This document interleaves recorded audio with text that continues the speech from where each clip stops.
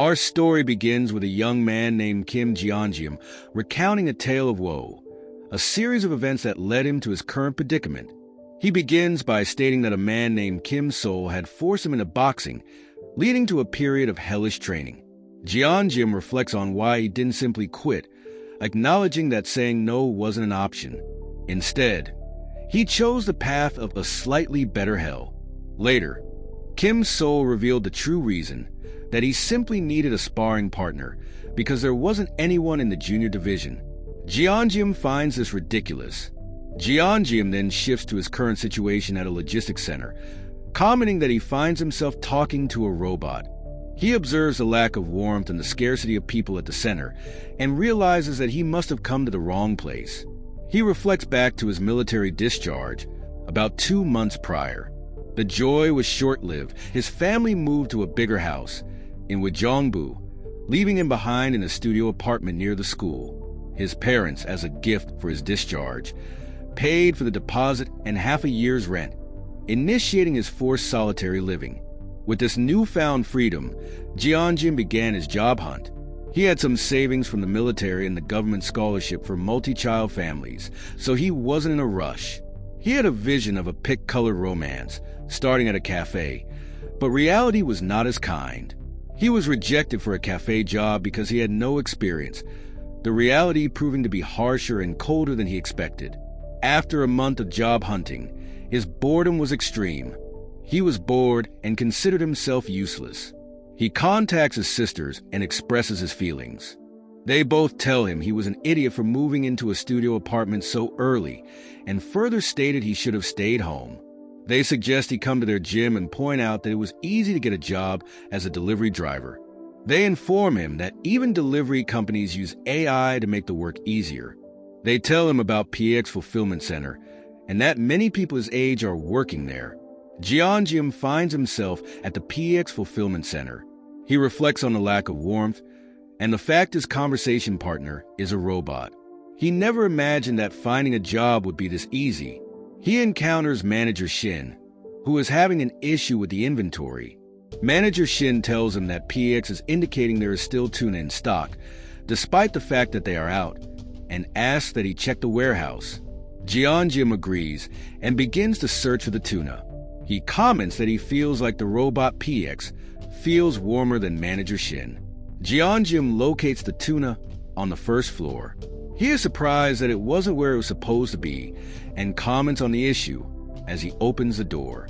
However, as he enters, the door slams shut and locks behind him. Jeongeum realizes that he's trapped, and he attempts to call Manager Shin, but is sent to voicemail. He considers calling for help, but decides against it, since it doesn't seem too serious, and doing so would make things awkward with his manager. Jeongeum, still trapped in the warehouse, decided to wait, hoping the door would open soon. He messages his sister, informing her of his predicament. She finds it humorous, jokingly saying he's working for an escape room. Suddenly, a building collapses nearby. Jeongeum's sister calls him, trying to communicate that something is wrong, but the connection is lost. He hears a voice warning of danger, telling everyone to evacuate immediately and take shelter. He realizes something catastrophic is happening outside, feeling scared. He attempts to get someone's attention, yelling for help. He hits the door and screams that there are people inside. He tries to call 119, but the signal is weak. Jeongeum reflects on the dire situation and realizes that if a war is truly happening, then he might be in serious danger. As he is hitting the door, something appears nearby. Jeongeum instantly understands that he needs to remain quiet to survive. A strange entity moves past the door of the warehouse. Jeongeum understands that whatever was outside the door was definitely not human. The entity passes by the door, and he is left there alone. He realizes that he needs to figure out what to do, and he feels panic start to set in. He sits against the wall, attempting to process the situation, and he hears the sounds of destruction still occurring outside. Time passes, and Jeongeum has been trapped in the warehouse for 3 days. He concludes that since no one has come to look for him, something significant must have occurred outside. He begins to write his thoughts, realizing he doesn't have much battery left and that this will be his last note. The alarms have been quiet since yesterday, which is at least allowing him to get some sleep. Suddenly, a pop-up notification appears in front of him, informing him that he awakened an ability, his own subspace, and that he can store any object in front of him. He thinks he lost his mind, but decides to play along anyway and asks the system to store the entire PX fulfillment center. The system confirms his choice, asking if he would like to store the building. After he confirms, the surrounding area shifts into a desolate and destroyed landscape. Jeongeum looks out at the new view in shock. As Jeongeum surveys the destroyed landscape, a notification appears, indicating that storing has started. The system also informs him that an operating system suitable for his system has been found. His head suddenly feels strange as the update progresses. He remembers the loud roar he heard 3 days ago and wonders if it's a gorilla or a bear. Fortunately, it seems to be passing through. Suddenly, he is confronted by a large, monstrous figure, an orc, that is running towards him, screaming. He feels terrified. The orc is coming closer quickly. Another notification appears, stating that synchronization is complete and he can now enter the subspace. The system asks if he would like to enter. Jeongeum, in a panic, agrees. Jeongeum finds himself within the subspace. He notices that the orc is outside, attempting to get in but unable to cross the boundary. He realizes that whatever happened, he is safe. The system clarifies that without permission from Kim Jeongeum, the master of the subspace, no living thing, object, or energy can enter or leave. He acknowledges the system, expressing surprise that it can speak. Jeongeum is shown inside the subspace, and he is in disbelief at what he is seeing. Jeongeum asks if the orcs really can enter. The system confirms, as he gets a notification stating he has completed his first tutorial and receives a mana stone as a reward. He notes the information that he has received and sees the facility info. It tells him the building is 5 stories and approximately 33,000 square meters. The system shows that it has a shipping speed of 60 kilometers per hour, a limit of 1 simultaneous shipment, and a shipping size limit of 2 meters. Jeongeum is given a warning that maintenance is 2 minutes away, and the system explains that he needs to use the mana stone to power the facility. He is informed that the single mana stone he has can power the facility for 24 hours. He asks how this is possible. The system explains that when storing the facility, the energy system was modified to work with mana stones. Jeongeum is doubtful that 1 small stone can power the entire facility. He notes the system seems to have gotten a bit smarter. The system alerts him that the energy supply has been cut off, which would impact Pax Fresh, a delivery system that stores and delivers fresh and frozen foods. Jeongeum realizes that in the current situation, food is the most crucial element for survival. He knows that the power to the freezers and refrigerators storing the food has been cut off. He asks the system if it can maintain the entire facility for 24 hours with 1 mana stone. It confirms. He asks how to obtain more mana stones. The system tells him they can be obtained from beings of another world. Jeongeum contemplates the meaning of beings of another world. He uses the mana stone to maintain the facility. He asks if he can search for items like before, and the system confirms. He begins searching for weapons and locates a camping hand axe, a kitchen knife, and a folding steel knife. He reflects that these items would be hard to use in close quarters. He decides throwing them is his best option, but he is concerned that there's not much stock of these items left. He is also unsure if the blades would penetrate the orc's muscles. He decides that he doesn't have to kill it in one go, and inflicting a serious wound would be sufficient. He convinces himself to try and commits to the fight. He throws the weapons. The weapons make contact, but they don't seem to do significant damage. Jeongeum realizes the knives are too light, and the only thing that might be effective is the axe, but then wonders about throwing heavy objects, like a bowling ball, to target the joints. He asks PX how much of the axes are left in stock, and the system indicates that there are 15. He notes that there were 15 before, and he wonders why they are duplicating. The system explains that items in the subspace are created by converting real objects into information. Therefore, they can be duplicated, and while they can be damaged, they cannot be depleted. Jianjium, realizing that this means infinite stock, decides he can just throw freely. He reflects that he will get tired before killing the monster, and the system tells him that he doesn't have to throw them manually, and he can automatically ship products out of the subspace. It can only ship once every 30 seconds, but that shipping time can be reduced by enhancing the skill. He asks how to do it, and the system explains that if he just thinks of the registered product and says ship, it will be automatically shipped. He says ship, and a knife travels at an incredible speed out of the subspace. Jianjium is shocked at the shipping speed, which the system confirms is 60 kilometers per hour. It tells him it can be increased to 75 kilometers per hour, and any further increase would require enhancing the skill. He asks how to enhance the skill, and the system informs him that he can do so with mana stones. Jianjium realizes he needs to search for items and locates lightweight combat boots, tactical combat pants, a detailed map of Seoul, and 12 color markers. He locates his home on the map and also marks Dabong district with Jongbu, Gangnam, and Yeoljiro. He decides that if he goes to the nearest place first, then that would be his order. He acknowledges that he must get to everyone safely, noting it's quite far to walk, but he has a decent means of transportation. He locates and decides on a dual-ton Kodiak Sports electric bicycle. He then states to his loved ones to just hold on a little longer. The youngest is coming soon. The story continues with Jianjium outside the subspace. He has been outside for 30 minutes and has already killed 12 orcs. He reflects on his ability, noting two key things he has learned. First, the shipping ability is overpowered, even with a 30-second cooldown and a limited range. He also realizes that this ability can be upgraded with mana stones. He then thinks about the product retrieval ability, which automatically retrieves dispatched items. He realizes it is as convenient as the shipping ability.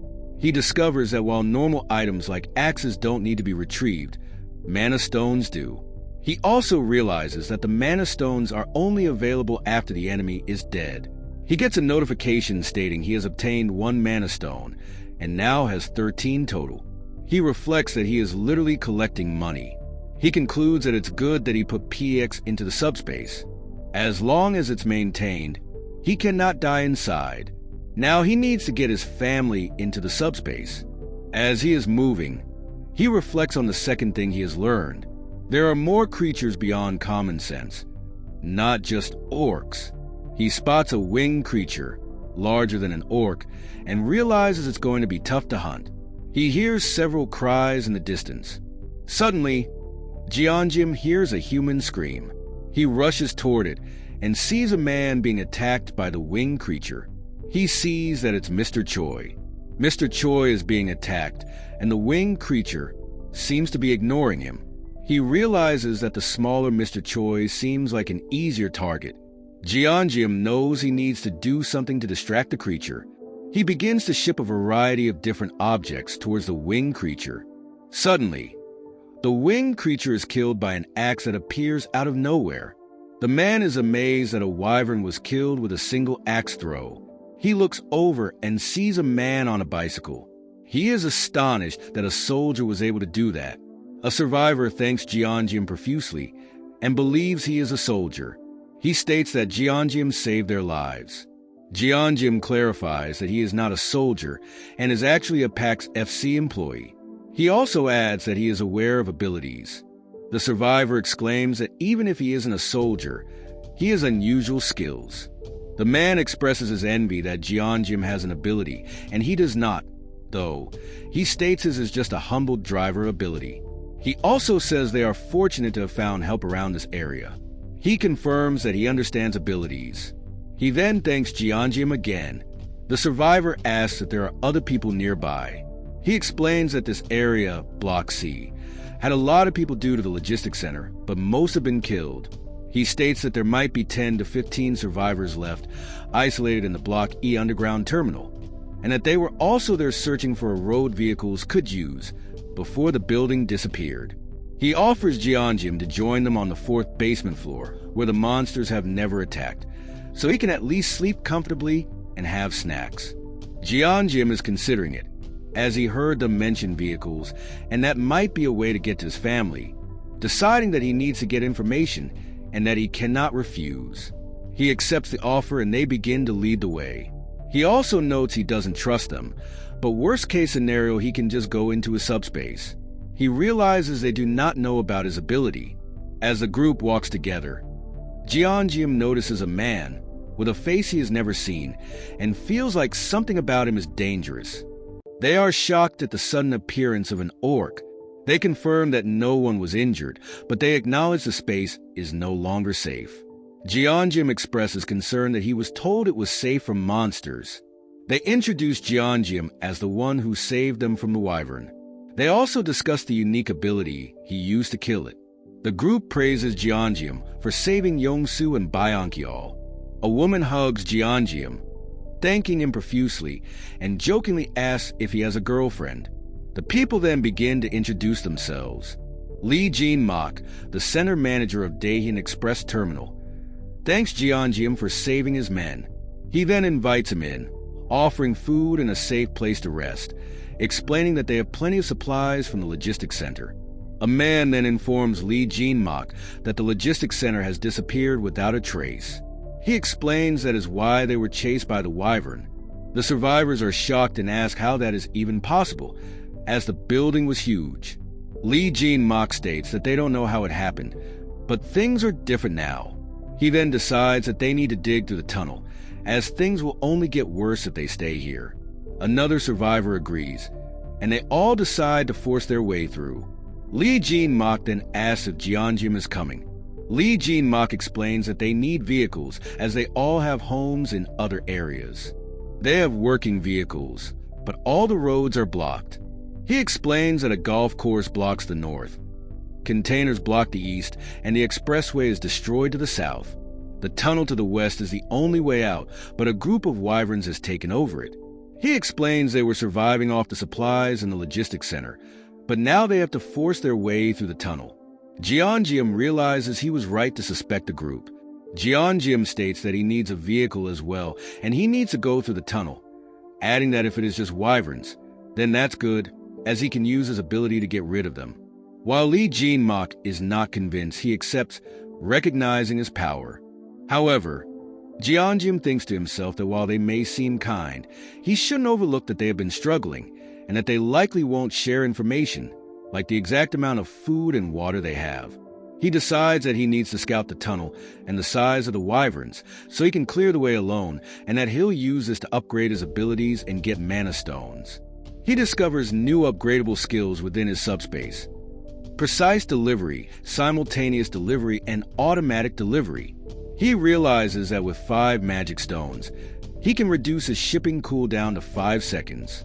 He decides that he needs to use the magic stones he has saved, and that the simultaneous delivery ability will be best for taking on multiple wyverns. The survivor tells Jeonjim that it's dangerous to go alone, who then reminds a man that he was just being chased by a wyvern. The man states that he believes Jeonjim will save them again. Jeonjim expresses gratitude for their trust. He is surprised by this, as he never expected someone to say they trust him. He looks at them confused. Jeonjim asks if he can see the message windows, since he's never used his abilities before. The man states that he hasn't seen them since his abilities awakened, but he has a good feeling about how to drive, and says he'll try.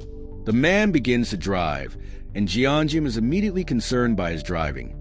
He's having difficulty seeing because of the damaged vehicles on the road. The group states that there is a wyvern ahead. They then see several wyverns ahead. The group expresses panic, wondering what they should do. The survivor tells Jeonjim that he can't see, and asks what to do. Jeonjim tells him to keep driving. The tunnel is closer than he thought, and the group sees it. Then the man suddenly stops, saying nothing with express fear. He is stopped because the wyverns have surrounded them. They realize that they are surrounded and that there is no way they can outrun or kill them, even with Jeonjim's ability. The driver says it's over for them. Jeonjim realizes he can't hide his ability anymore, stating that there's no way they can handle this many wyverns. He makes the decision to use 10 mana stones for simultaneous delivery, and the remaining 5 for cooldown. Pax confirms this. Jeongeum activates his ability, and the screen flashes white. The scene then skips to show the result, with Jeongeum unharmed and the wyvern seemingly dead. The driver is completely confused at what has just occurred. He saw multiple axes flying through the air, and begins to realize that they came from another dimension. The story continues with Jeongeum inside his subspace. He uses 1 mana stone to reduce the cooldown time to 25 seconds, another to 20 seconds, another to 15 seconds, and then another which brings it to its minimum of 5 seconds. The system explains that he would need to level up his subspace to further reduce it. He tells Yongsu that he needs to stay close for protection. Yongsu agrees, and then seems shocked to see the logistics center behind Jeongeum. The wyverns begin to attack once more. Jeongeum begins launching axes toward the wyverns. Yongsu expresses disbelief that the logistics center is launching axes. He states that he doesn't understand, but recognizes that for Jeongeum, these monsters aren't a problem. He adds that if Jeongeum wants to pass through the tunnel, then he can do it easily. He realizes he doesn't need to use the vehicles as transport because he has his abilities. He expresses his jealousy that Jeongeum has the ability to get to his family faster. The survivor who was previously riding with Jeongeum mentions that the wyverns are running away, and then says they are smarter than they look. Jeongeum thinks that he wanted to enhance his precision delivery, but he is short on mana stones. Yongsu asks Jeongeum what the blue stones are, and Jeongeum tells him they are mana stones. Yongsu asks if it's Jeongeum's first time using them, and if abilities can be enhanced. Jeongeum confirms. He states that's why he didn't extract the mana stones from the Orc's corpse, implying that not all abilities work the same way. He then expresses his disbelief that Jeongeum has such an incredible ability. He also says that with his abilities, he could probably break through the tunnel alone. Jeongeum thinks to himself that he didn't intend to show off his abilities, and that he just planned to scout, then secretly break through. Yongsu apologizes for getting in the way, and Jeongeum states that he would not have been able to get through alone. He states that they should head back, as the wyvern might attack again soon. Yongsu then asks where he plans to go, asking if he needs a vehicle to do so. Jeongeum tells him he plans to go to Gangnam, then to Ujeongbu. Yongsu is surprised and says he is heading to Indyokwan, and that it's on the way to Gangnam. He then asks Jeongeum if he could accompany him to Indyokwan. Jeongeum is caught off guard by this. Yongsu reflects that if he goes through the tunnel, he is not sure if he will get home safe. He is confident in his driving abilities, but can't fight off monsters. Jeongeum realizes that Yongsu can help with driving, and that, more importantly, this will give him an excuse to hide his abilities. He decides that he trusts Yongsu, and agrees to let Yongsu drive. Jeongeum says he will have Yongsu drive, but he will handle the tunnel on his own, as others will only get in the way. He doesn't want his ability revealed, and asks that they let him handle the tunnel. Yongsu agrees and promises that he will get everyone to cooperate. He then tells everyone that Jeongeum will break through the tunnel alone with his ability, and they need to wait outside until it's done. Jeongeum is aghast at Yongsu's actions, realizing that Yongsu has revealed his secret despite asking him not to. The group begins discussing how Jeongeum will handle the tunnel, and wonders what his ability is. A survivor comments that this is someone they should be wary of. Another survivor states that he is now saying things that will only make them trust him less, while yet another says that they have no choice but to go along with it. Lee Jin-mak tells Jeongeum that he will not ask about his ability, and that they will wait so that he can scout the tunnel for them. He expresses gratitude that Jeongeum has made this decision out of consideration for them. As Jeongeum begins to move, Lee Jin-mak tells Jeongeum that they have gathered reserve food supplies to give to him for his journey. He also apologizes that all they could offer is food, and that Jeongeum also has to clear the tunnel. Jeongeum is taken aback by this, and says he did it because he needed to, and that the food is too much. He believes it must have been saved for their families, and tries to give it back. Lee Jin-mak tells him to accept it, and says it must have been hard for everyone to share their food. adding that he thinks they have families too. Lee Jin-mak then says it's time to bring out the alcohol. He states that it's a shame there's so little, but it's for the best. He pours them all some and tells them they can have just enough to safely arrive with their families. He proposes a toast to a safe arrival and for Jeongeum. Jeongeum is moved. As he's having a moment with the group, the screen shifts, showing the area before him as an open and destroyed world.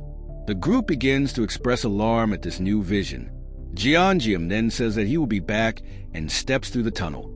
The scene shifts to a flashback showing Jeongeum with his sisters, bickering as usual. He remembers his father telling them how he, as an only child, envied their bond. He reflects on the fact that he always envied the bond between siblings, and that he knows that one day they will realize just how precious family truly is. The scene then moves to Lee Jin-mak drunkenly missing his son, and he is scolded by the other members. The scene changes to Jeongeum leaving, saying that he is going out for fresh air. He is seen in the dark, then Yongsu walks up to him. Yongsu asks why he isn't sleeping and what he's doing. Jeongeum claims he can't sleep. Then Yongsu loads up the remaining vehicles from the logistics center. He mentions that he loaded about half to avoid making the vehicle too heavy, but that it should be more than enough. He then states that he has filled all 15 vehicles. He asks Yongsu to keep this a secret. Yongsu thinks to himself about Jeongeum's generosity. Back into the tunnel, Jeongeum begins to think about using his abilities to put people into his subspace. He asks PX if it's possible to put other people in the subspace. Pac states that it isn't possible at the current level, but that at level 2 he would be able to accommodate up to 20 people. He needs 32 more mana stones to reach level 2. Jeongeum states that there are roughly 40 wyverns in the tunnel, with a few running away, and that leveling up here is unlikely. He also states that without the upgrade to precision delivery, he would not have been able to catch so many. He states that if he wants to eventually put his family into the subspace, he needs to level up. Suddenly, Jeongeum senses a different wyvern nearby. He can sense it is different than the others as he prepares to move once more. The scene then shifts to the rest of the group. They express concern about Jeongeum being alone. But then the group sees him return. They cheer, relieved to see him back. Jeongeum approaches the group and then mentions that everyone has worked hard and that he hopes they make it home safely, and also thanks Lee Jin-mak. Lee Jin-mak also hopes that Jeongeum reaches his family safely. Jeongeum then tells them if they run into trouble on the way to open the cargo hold, as he has prepared a small gift for them. He then states that they should hurry to see their families, and then begins to drive away. The scene shifts to Yongsu driving, as Jeongeum realizes that something is wrong. He wonders what the wyvern was, as it ran away quickly. He believes it was bigger and different than the others, and wonders if it was a leader or an adult. He then hears a strange sound and realizes they have no choice but to move forward, and that with the corpses, monsters, and overturned vehicles, it's the same no matter where they go. He then worries that he is making things even more difficult for Jeongeum, and then reflects on the dead soldiers. Yongsu is then shown that there is a barbed wire barricade in the road. Knowing it looks like the military put it up to block something, he realizes that they will have to take another route. He then states that he sees something at the end of a bridge, which turns out to be a horde of monsters. He realizes that this was what they were trying to block, and states that he will turn the vehicle around. Jeongeum tells him not to, and then asks if they can drive on the sidewalk to get past it. Yongsu says yes, and then sees more of the monsters in the distance, and he begins to panic. Jeongeum realizes that they must be there for a reason, and says that it is a good way to level up. He tells Yongsu that there is no need to turn back, and they need to keep going. Yongsu is in shock but agrees and begins to move forward. Jeongeum asks Yongsu if he has ever heard of the game where 3 races wage war against each other. Yongsu recognizes it, and Jeongeum states that he is reminded of a custom game mode where players use limited units and terrain to fend off hordes of monsters. He mentions that the current situation is quite similar. He then tells Yongsu to reverse the vehicle to a specific spot. As they do, Jeongeum spends 10 mana stones and unlocks auto ship. He then uses the remaining mana stones to increase the shipping speed to 100 kilometers per hour. He states, if you've already had your fill, come here. It's playtime. He summons a double-door refrigerator, launching it towards the oncoming horde of mutated dogs. The refrigerator, a massive white rectangle, is sent hurtling through the air with a whoosh, crashing into the pack of monsters. One of the beasts is sent flying, while others are crushed under the sheer weight of the appliance. He receives 12 mana stones from the kills. He expresses his delight as he states, "Oh, this is it." Jeonjim reflects on his enhanced shipping range and precision delivery, recognizing that while he could throw axes with speed, precision delivery doesn't exactly track the target to the end. It only slightly adjusts its direction. The mutated hounds are fast and incredibly quick, making axes ineffective even when flying at 100 kilometers per hour. Additionally, they don't stop even when their comrades are killed next to them. He concludes that a refrigerator is better because not only is it larger, but the weight can take them down with just a graze. He thinks that with his new auto ship, it will be even more convenient. He instructs PX to keep holding on. Yongsu is in disbelief as he sees a refrigerator being launched toward the horde. Confused as to how he can keep firing the same refrigerator, he wonders if the items that are being retrieved are coming back as new products. Jeonjim then asks Yongsu if he would like something to eat. He then realizes Yongsu's true question and asks if the stock is infinite, and if Yongsu didn't realize he was retrieving the axes from the ground. He then clarifies that he is just collecting them from the ground so they don't damage people's feet. Yongsu asks if it's true that the stock is infinite, and Jeonjim confirms, then asks what Yongsu would like to eat. Yongsu says that he wants a Coke Zero and a donut. Yongsu says that he is ashamed as he doesn't even know what Jeonjim's ability is, but he wanted to share his food. Jeonjim expresses his gratitude and says that he went on patrol and that there is everything in the logistics center. He adds that he thinks he will be able to get home soon. Yongsu confirms and says that they are an hour from his home and he hopes that everyone, including Jeonjim, stays safe. Jeonjim replies that he's worried, as he doesn't think he can show up to his family in his current state. He suggests getting some new clothes for the time being. Yongsu says he can help with that, but that he's not sure if he has what he's looking for. Jeonjim mentions that the issues with the wyverns have been mostly solved and that they should leave soon. Yongsu begins to drive, and Jeonjim asks him to slow down as he starts to feel sick. Yongsu says that it will only take 20 minutes. He continues to drive incredibly fast down the narrow road. Suddenly, Yongsu slams on the brakes and they come to a halt. Yongsu proclaims that they have arrived. The scene shifts, showing them in a new area. Yongsu, observing the dilapidated buildings, notices that the buildings themselves are old. He also notes that there are only remnants of the buildings, but no corpses. He states that it is different from the main street and decides that his family will be safe. He states that he just needs to open the door. Jeonjim reflects on Yongsu's frantic desire to see his family. He stepped on the accelerator so hard that he traveled an hour's distance in less than 20 minutes. Jeonjim recognizes that if Yongsu had to face a cold corpse, he would not be able to open the door. He then thinks to himself that he would rather have someone else open the door for him. He then wonders if he should just press the doorbell for him. He then says that he will. Jeonjim states that no one wants to confirm their family's death, even if there's only a 1% chance.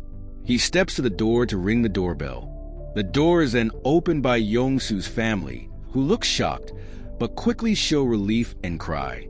Yongsu asks his wife how she knew to open the door, and she mentions that she heard a noise and looked through the peephole. Yongsu then hugs his family and is relieved that they are safe. Yongsu's child says that she hates him, but then hugs him. Yongsu's wife then asks who Jeonjim is. Yongsu tells them that he is the person who helped him get there safely.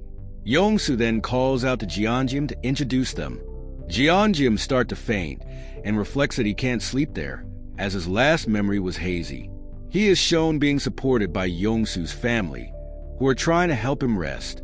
Jeonjim starts dreaming of his interaction with his father at a funeral, saying that the emotion of parting does not just include sadness, but affection, gratitude, regret, longing, those kinds of emotions. He is then reminded that the best type of love is caring without expecting anything in return, and that he needs to be grateful. He reflects on that idea, and then recalls his memory of his sisters. He remembers how his sister would playfully hurt him, all while his dad is stating that the two look like they get along well, but states that they will one day realize how precious family is. He then shifts to seeing his sister in college as she got into nursing school. A notification pops up on screen, stating that she has been accepted. He then remembers his dad, who tells him that it is time. His memory shifts to the moment he leaves to start his military enlistment, as he is told to come back safe and not to get hurt. Suddenly, the image starts to distort and he begins to open his eyes. He feels pain and then suddenly he wakes up and asks where he is. Jeonjim, scared, wonders if he fainted, and that his last memory is hazy. He reaches for an axe from his subspace. Then he hears a voice. Yongsu is shown, asking if Jeonjim is awake. Yongsu's wife asks if he is okay, as he suddenly collapsed and fell asleep. She says that she didn't wake him because he looked like he was sleeping soundly. Jeonjim responds that it's okay and asks, as he hides his axe, how long he was asleep. Yongsu's wife states that he was asleep for about 3 hours and that her husband told her everything. She then thanks him profusely for helping her see her husband again. Jeonjim humbly states that he also received a lot of help from Mr. Yongsu. Yongsu's wife then insists that Jeonjim must be hungry and that he needs to eat before they talk. She mentions that her husband insisted on eating with him and hasn't eaten yet because of that. Jeonjim agrees. He is then shown the food, and he is surprised that it is conger eel stew. Yongsu's wife says that it is the best that she could manage with limited ingredients. Jeonjim responds that there is no more luxurious meal than this. He then thanks her and begins to eat. The flavors unfold on the tip of his tongue, combining the sweet and oily taste of the stir-fried kimchi and the clean, savory taste of the mackerel. He also states that it even feels cozy. He is left alone and says that he ate well. He reflects that he hasn't eaten that well since before the apocalypse, and even since leaving the military. He then mentions that it was comparable to his mother's kimchi stew. Yongsu then tells him that he will drive him to Gangnam. Jeonjim then states that Gangnam is not his final destination, as he needs to go to Ujeongbu and will need the car for longer. Yongsu then states that he understands and that he has a condition. He then states that they should talk outside. Yongsu states that they will go together in the truck to Gangnam and that he will take the bicycle to return. He says that the condition is that Jeonjim gives him the electric bicycle when he needs it. He says that even though the electric bicycle is not much, that he will help Jeonjim get to Gangnam as fast as he can. Jeonjim agrees, but is confused as to why he is taking such a risk. Yongsu states that with his skills, he could outrun the monsters. He then asks why Jeonjim is trying to help him. Yongsu then states that if it wasn't for Jeonjim, that he would not have made it this far, and that he might have died in the tunnel if it weren't for him. He says he is just trying to give help in return. He states that they are in the same difficult situation, and that if they help each other, that it would be good. He also adds that he might be presumptuous, but that he is not foolish enough to risk his life. Jeonjim states that he does understand, and then tells Yongsu that since he's shown him his ability, that he will show him as well. He states that his ability, subspace, is a space that nothing can enter without his permission, and that as long as it is maintained, he can even duplicate items from the storage facility. Yongsu confirms he understands. Jeonjim states that if Yongsu wants to help him, that he also has a condition, that Yongsu must stay with him until he is done it with Ujeongbu. He also adds that when he levels up the subspace, that he can also bring them in with him. He states that he was able to level up after defeating the monster dogs, and that if Yongsu continues to help him, that he will also protect his family. Yongsu then states that he will bring his wife and daughter, and that they should leave right away. The scene then changes to Jeonjim in his subspace. He uses 100 mana stones to upgrade his subspace to level 2. He is given the additional ability to store items in front of him, with a storage capacity of 1 item, and the maintenance cost increases to 6. He acknowledges the new features and states that he will check on them later. Then, an external presence tries to enter, and he asks to allow entry for Yongsu, his wife, and his daughter. They are then shown being amazed by the size of the subspace. He tells them that if they need anything they can ask PX, and that everything is infinite. He tells Yongsu to take a break as he checks on his new abilities, then mentions they will leave in 30 minutes. Yongsu's wife then states that she will prepare some snacks. Jeongeum is then shown the new abilities that he has acquired.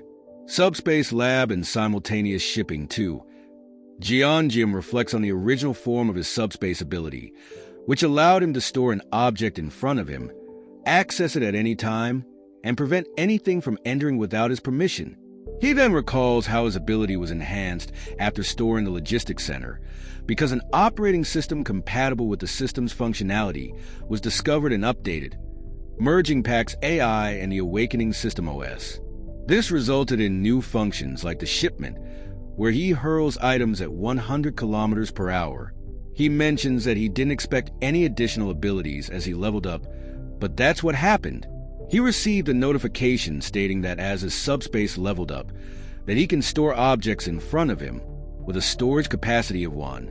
He also acknowledges the new subspace lab ability, which allows for the combination, separation, and transformation of items.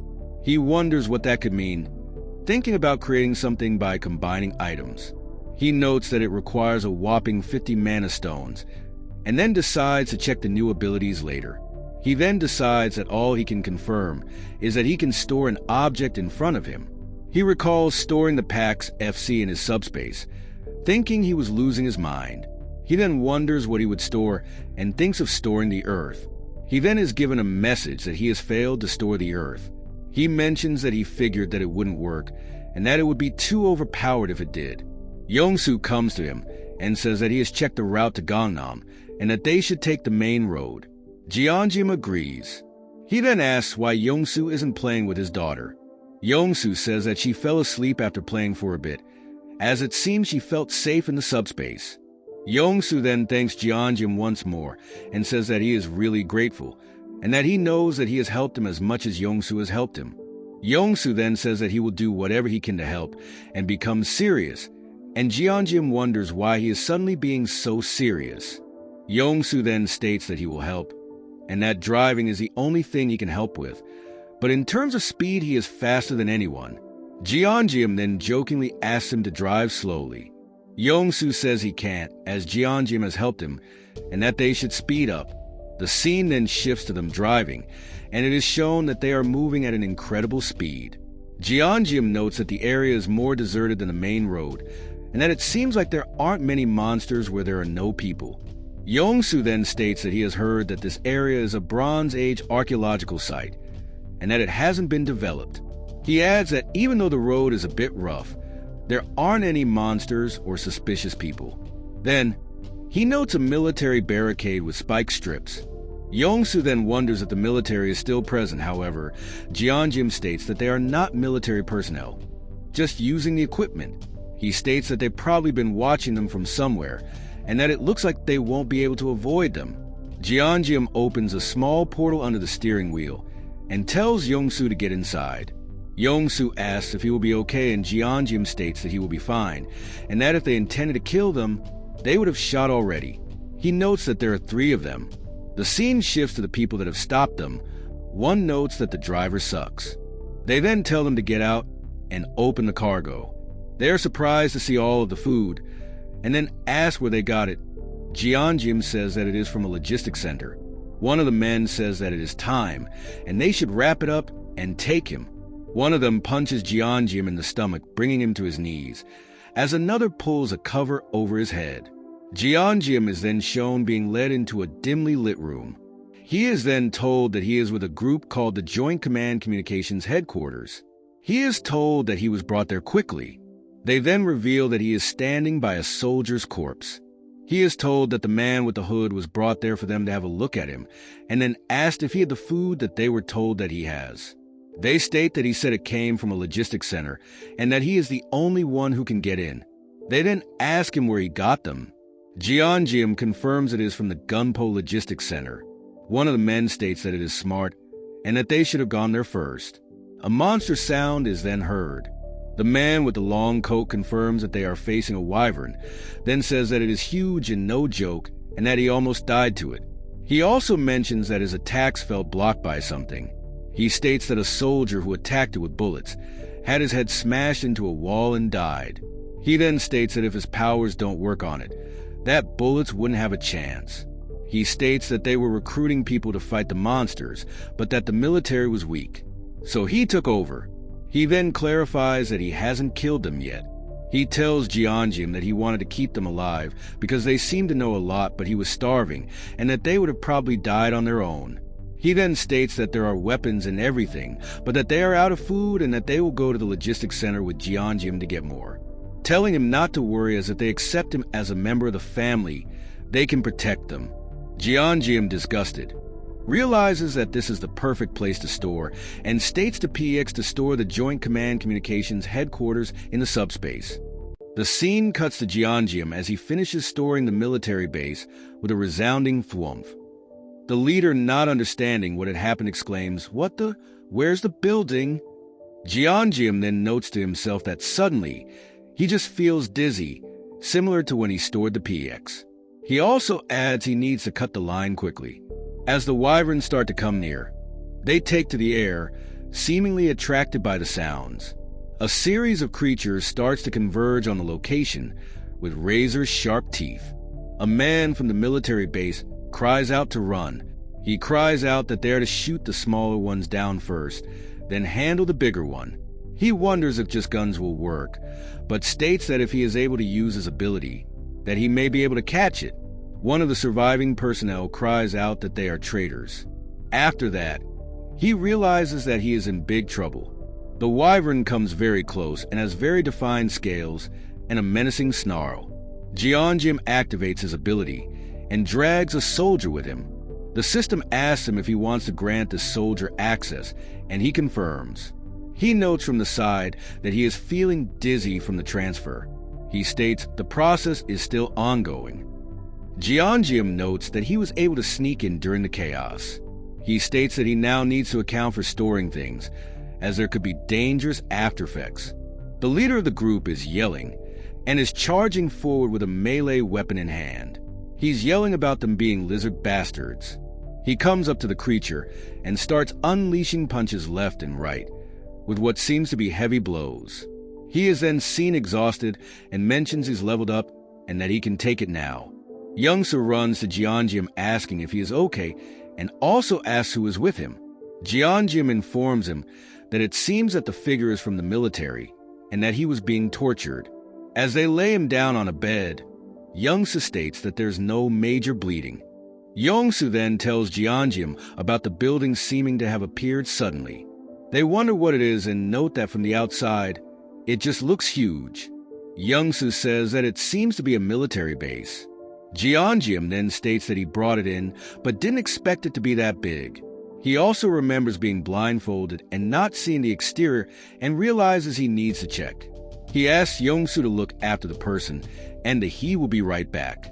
Jeongeum states to himself that the possibilities of a military base are endless and that there are guns, ammo, explosives, gas masks, and even military vehicles.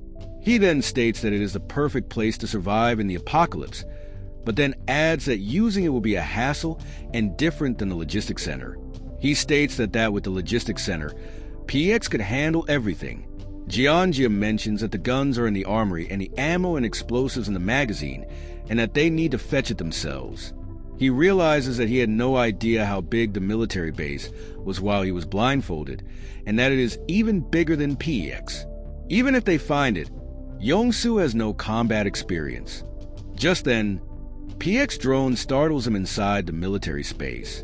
Pax informs him that Sector 2 was added to the program, and it can now be treated like the warehouse. Jeongeum expresses confusion, and PX continues. As an outcome, items from Sector 2 will be the same as Sector 1. Jeongeum thinks about this, then states, "Wait, are you saying?" Jeongeum, surprised, confirms with PX that this means the rifles and ammo can be duplicated and shipped out.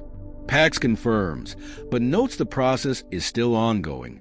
The progress is at 0.81%. Jeongeum asks for an estimate of the completion time. Pax states it's difficult to say, but offers to prioritize specific items. Jeongeum requests rifles, ammo, grenades, vehicles, and fuel. Pax confirms prioritization within 10 minutes and offers to restrict ordering permissions for those items, which Jeongeum approves of, expressing some distrust of the soldier. Jeongeum reflects on the situation outside, hoping for a resolution but acknowledging it's unlikely due to the sheer number of wyverns. He concludes the only option is to fight. He then equips himself with a rifle from the subspace, handing several large boxes of ammo to Yongsu. He explains that each box holds 10,000 rounds and to discard the gun if it jams. He asks Yongsu if he knows how to shoot. Yongsu confidently replies that seeing is faster than explaining. Yongsu opens fire on the wyverns, rapidly shooting down several. He comments on the difficulty of rapid fire, but notes they seem to have the situation under control for now. Jeongeum agrees, but notes that there was a large wyvern that is now missing. Jeongeum, inside the subspace, scans the area outside, knowing that he can't see any enemies and wonders if they are hiding. He decides to send out a remote-controlled toy car as bait. Yongsu expresses doubt about its effectiveness, but Jeongeum assures him he has a plan. The large wyvern suddenly appears, having been hidden. It swoops down and destroys the toy car. Jeongeum comments that it was indeed hiding. He tells Yongsu to shoot, and Yongsu opens fire with the rifle, hitting the wyvern multiple times. However, the monster seems largely unaffected and roars in defiance. Yongsu expresses surprise at its resilience, questioning how it can still be standing and if it's deflecting the bullets with its thick hide. Jeongeum agrees that something feels off, remembering a thug mentioning a similar situation.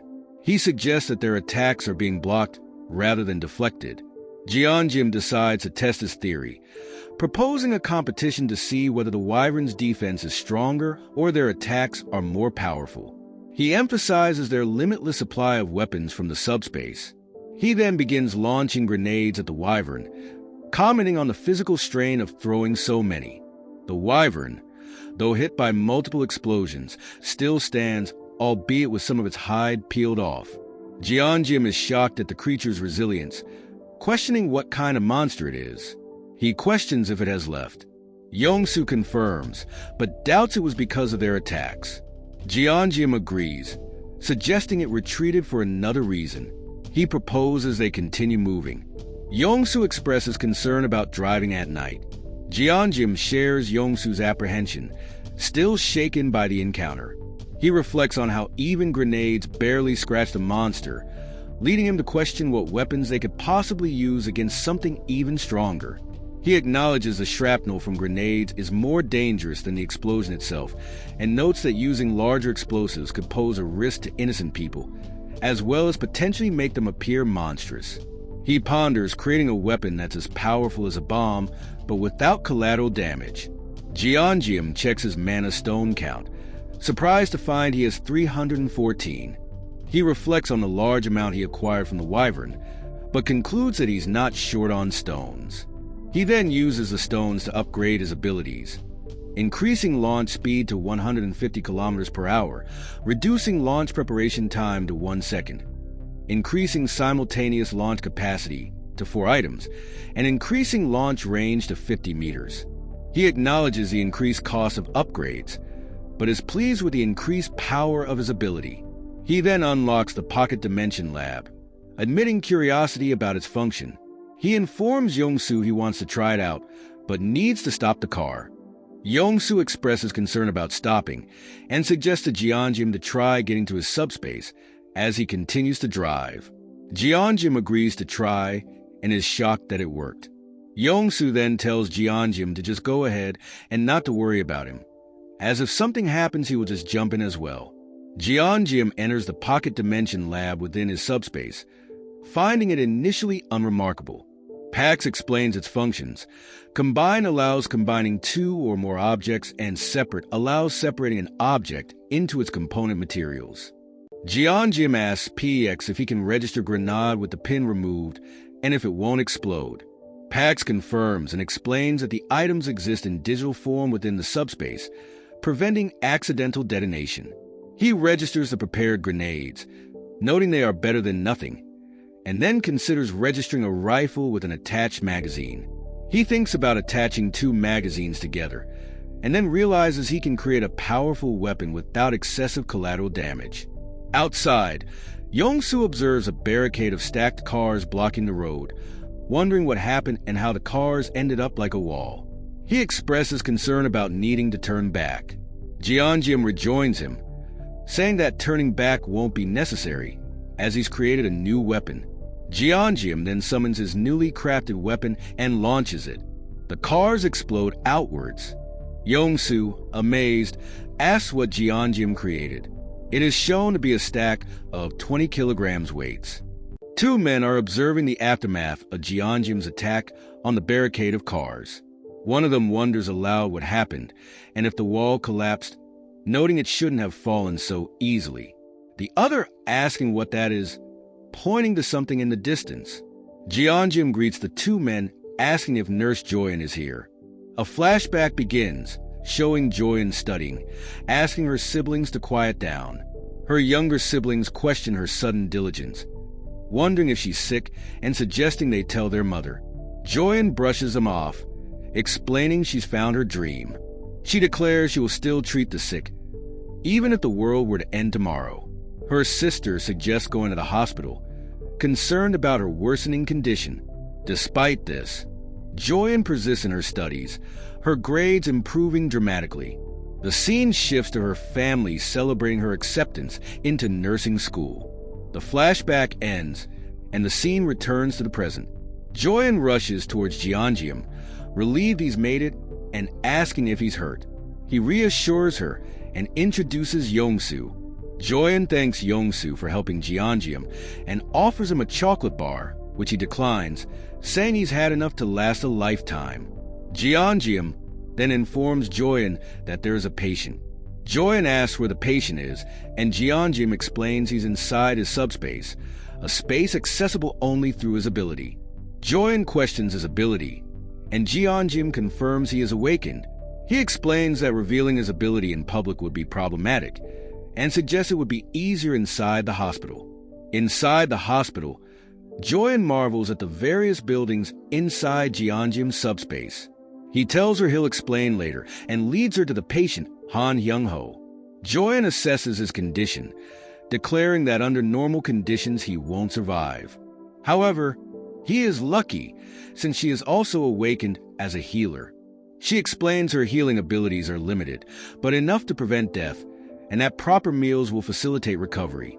Jeonjim remarks on her determination to treat the sick, even with the world ending, echoing her own words from the past. Joyeon then laments about not disciplining him properly when they were younger. Jeonjim offers Joyeon bread made by Yongsu's wife, suggesting he explains what's happening while they eat. Jeonjim recounts his experience being trapped in the factory and being saved by PX. Jongsu's wife offers more bread and informs Joyeon she set up the staff lounge for her to rest. Joyeon thanks her and questions how they ended up staying here. Jeonjim, exasperated, points out she wasn't listening and says he's too tired to repeat the story. Jeonjim then briefly explains he's going to bring his family into the subspace and that he's heading to Yojiro next to find his other sister. Joyeon declares she's staying at the hospital. Jeonjim, surprised, asks why, assuming it's because of the patients. Joyeon confirms a large number of patients needing care, but clarifies that isn't the main issue. The scene shifts to the hospital's internal medicine department head, Jin Seong-hak, discussing the arrival of Jeonjim and Yongsu. They detail the car crashing through the wall and their arrival in military vehicles, questioning if they're special forces. One guard mentions one of them is Joyeon's brother, leading Seong-hak to dismiss any concerns about hostility. He suggests rationing food and using Joyeon to their advantage. He asks a large person behind him if the awakened newcomers are stronger than him. The other person expresses doubt. Seong-hak instructs him to greet the newcomers warmly and asks if the broken wall is fixed. The other person confirms. Joyeon explains that head Jin Seonghak is using his ability to poison people and control them. She states that most of the awakened in the hospital are being controlled by him. The poisoned awakened ones are guarding food and mana stones. Joyeon, back with Jeongeum, reveals she's been secretly siphoning mana stones to strengthen her healing ability, hoping to cure the poisoning. She urges Jeongeum, So, and their parents to leave, saying she'll find a way to survive. Jeongeum refuses, stating it's dangerous. Joyeon reveals that head Jin Seonghak uses food as a weapon of control.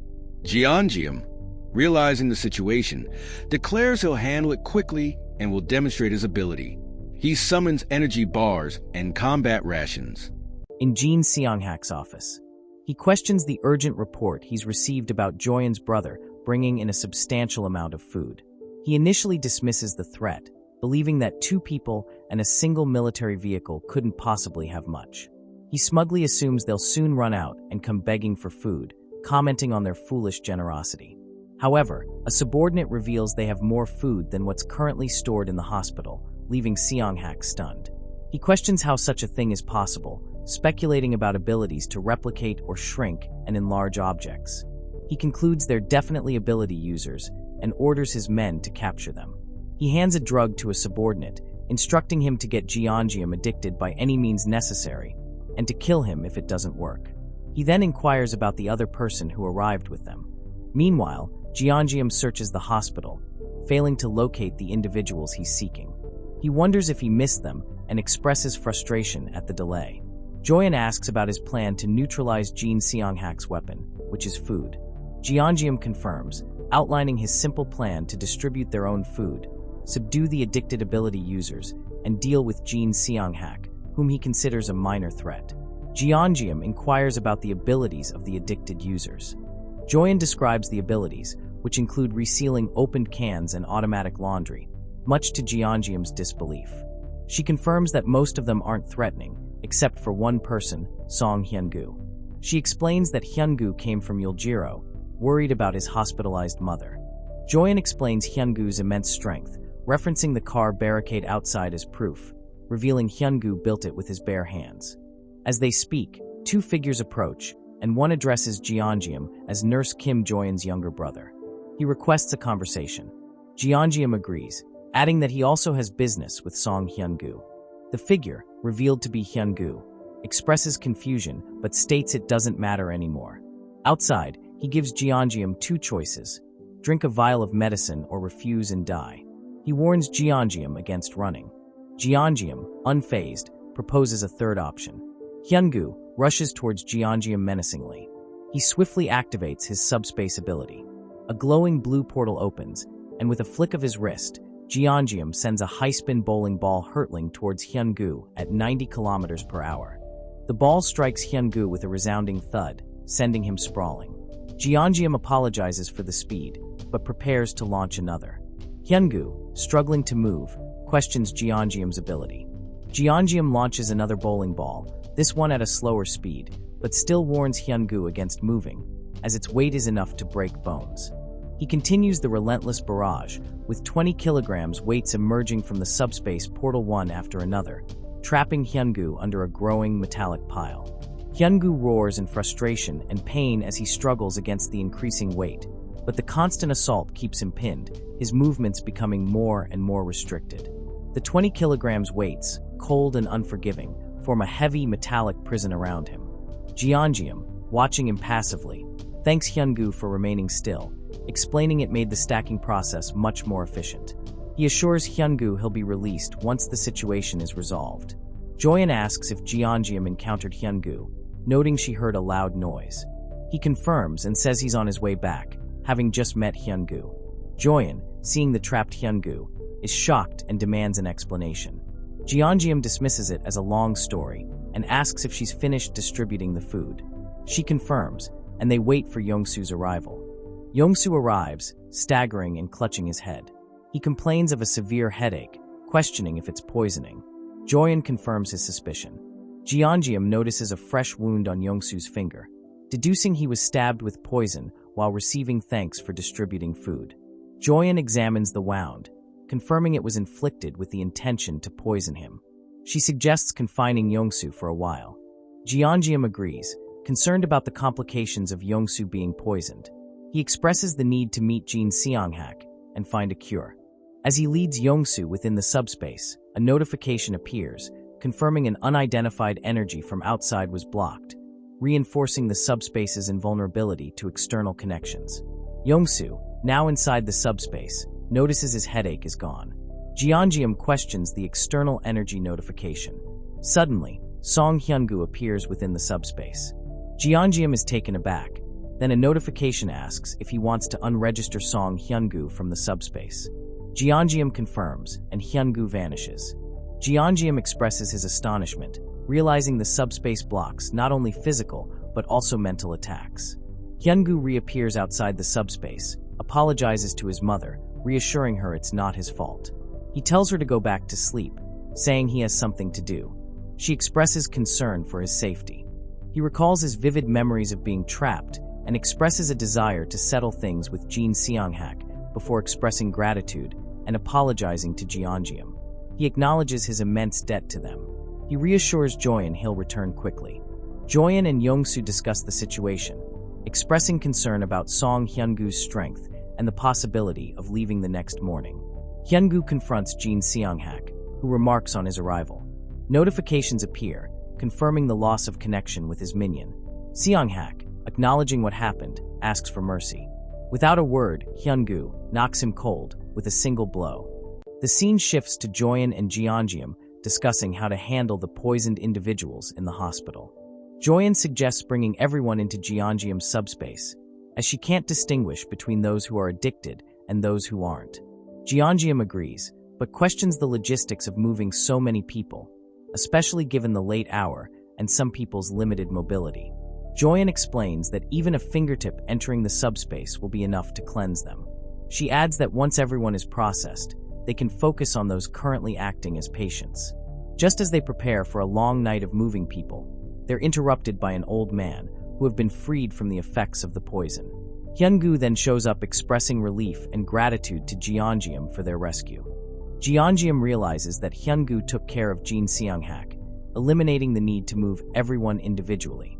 Jeongeum, looking at Hyungu's bruised but recovering form, and comments that he understands how Hyungu took care of things and apologizes for launching the weights with excessive force earlier. Hyungu brushes it off, saying he's fine, just lightly bruised. He admits to being shocked by the attack, saying that even the strangest monsters couldn't compare to the experience of weights raining down from the sky. Jeongeum replies, with a touch of humor, that he's sometimes surprised by his own abilities. Hyungu asks if Jeongeum plans to stay at the hospital. Hyungu, acknowledging Jeongeum's help, says he'd prefer Jeongeum to stay, but understands his need to reunite with his family. He thanks Jeongeum and wishes him a safe journey. Jeongeum reveals they're heading to Yuljiro, prompting a surprised reaction from Hyungu. He warns Jeongeum against going there, describing the troublesome state of Yuljiro. Hyungu explains that as he was leaving Yuljiro, a massive wall was rising between it and Namsan, growing from the ground like a tooth. He estimates its height to be comparable to an average building by now, effectively making ground travel impossible. He also notes the different types of monsters in Yuljiro compared to Gangnam. Yuljiro is infested with undead skeletons, creatures that keep coming back to life even after being killed. Despite the dangers, Jeongeum expresses confidence in his second sister's ability to survive, believing she could handle monsters even without powers. Jeongeum receives a call from Joyeon, informing him that the soldier he rescued has awakened. He greets the now-awake Han Kyung-ho, who thanks him profusely for saving his life. He introduces himself as a colonel from the 50th Intelligence Communications Battalion. Jeongeum confirms his name and asks about Kyung-ho's well-being. Kyung-ho expresses gratitude for the treatment and then questions their current location, observing the military command outside but noting the absence of surrounding buildings. Jeongeum explains they're in the staff lounge of the PAC's FC Logistics Center within his subspace ability, and that outside is Gangnam, near Hanam Bridge. Kyung-ho, bewildered, struggles to comprehend the situation. Joyeon clarifies that everything around them is a product of Jeongeum's ability. Kyung-ho, still trying to process the information, requests to be let off there. Jeongeum assures him they mean him no harm. Yongsu also assures him and emphasizes that Jeongeum isn't dangerous. Kyung-ho acknowledges their kindness, but explains his urgent need to reach the Joint Chiefs of Staff, hinting at a serious situation he can't disclose. Jeongeum understands and agrees to his request. He then asks PX for a banana milk and a sandwich, offering it to Kyung-ho. But not before Kyung-ho explains the reason for his urgency. Kyung-ho hesitates, and Jeongeum, noticing his reluctance, instead offers a variety of steaming hot foods. Kyung-ho begins to explain, recounting the sudden global appearance of creatures from another world, including monsters, insects, animals, plants, and even geographical features. He describes their indiscriminate attacks on everything in sight. He explains that the government began recruiting awakened individuals to combat the monsters, forming specialized units. His own unit, stationed near Gwacheon and Anyang, had achieved a degree of stability until a powerful dragon appeared, resistant to all their weapons. He continues, explaining how requests for support from nearby units went unanswered, as they were also facing powerful monsters. Communication with command was also lost, which he found strange, as they could usually contact them during battles. Faced with imminent destruction, they decided to move to the National Communication Command. During the perilous journey, many of his comrades died or were injured, forcing them to recruit more awakened along the way. Upon arrival, they found the command deserted, discovering documents hinting at a coup. He attempted to reach the Joint Chiefs of Staff, but was trapped by the dragon and betrayed by some of the awakened recruits who had sided with the coup. He concludes that the First Corps is likely blocking government troop movements, and he needs to report this immediately. Jeongeum understands the gravity of the situation.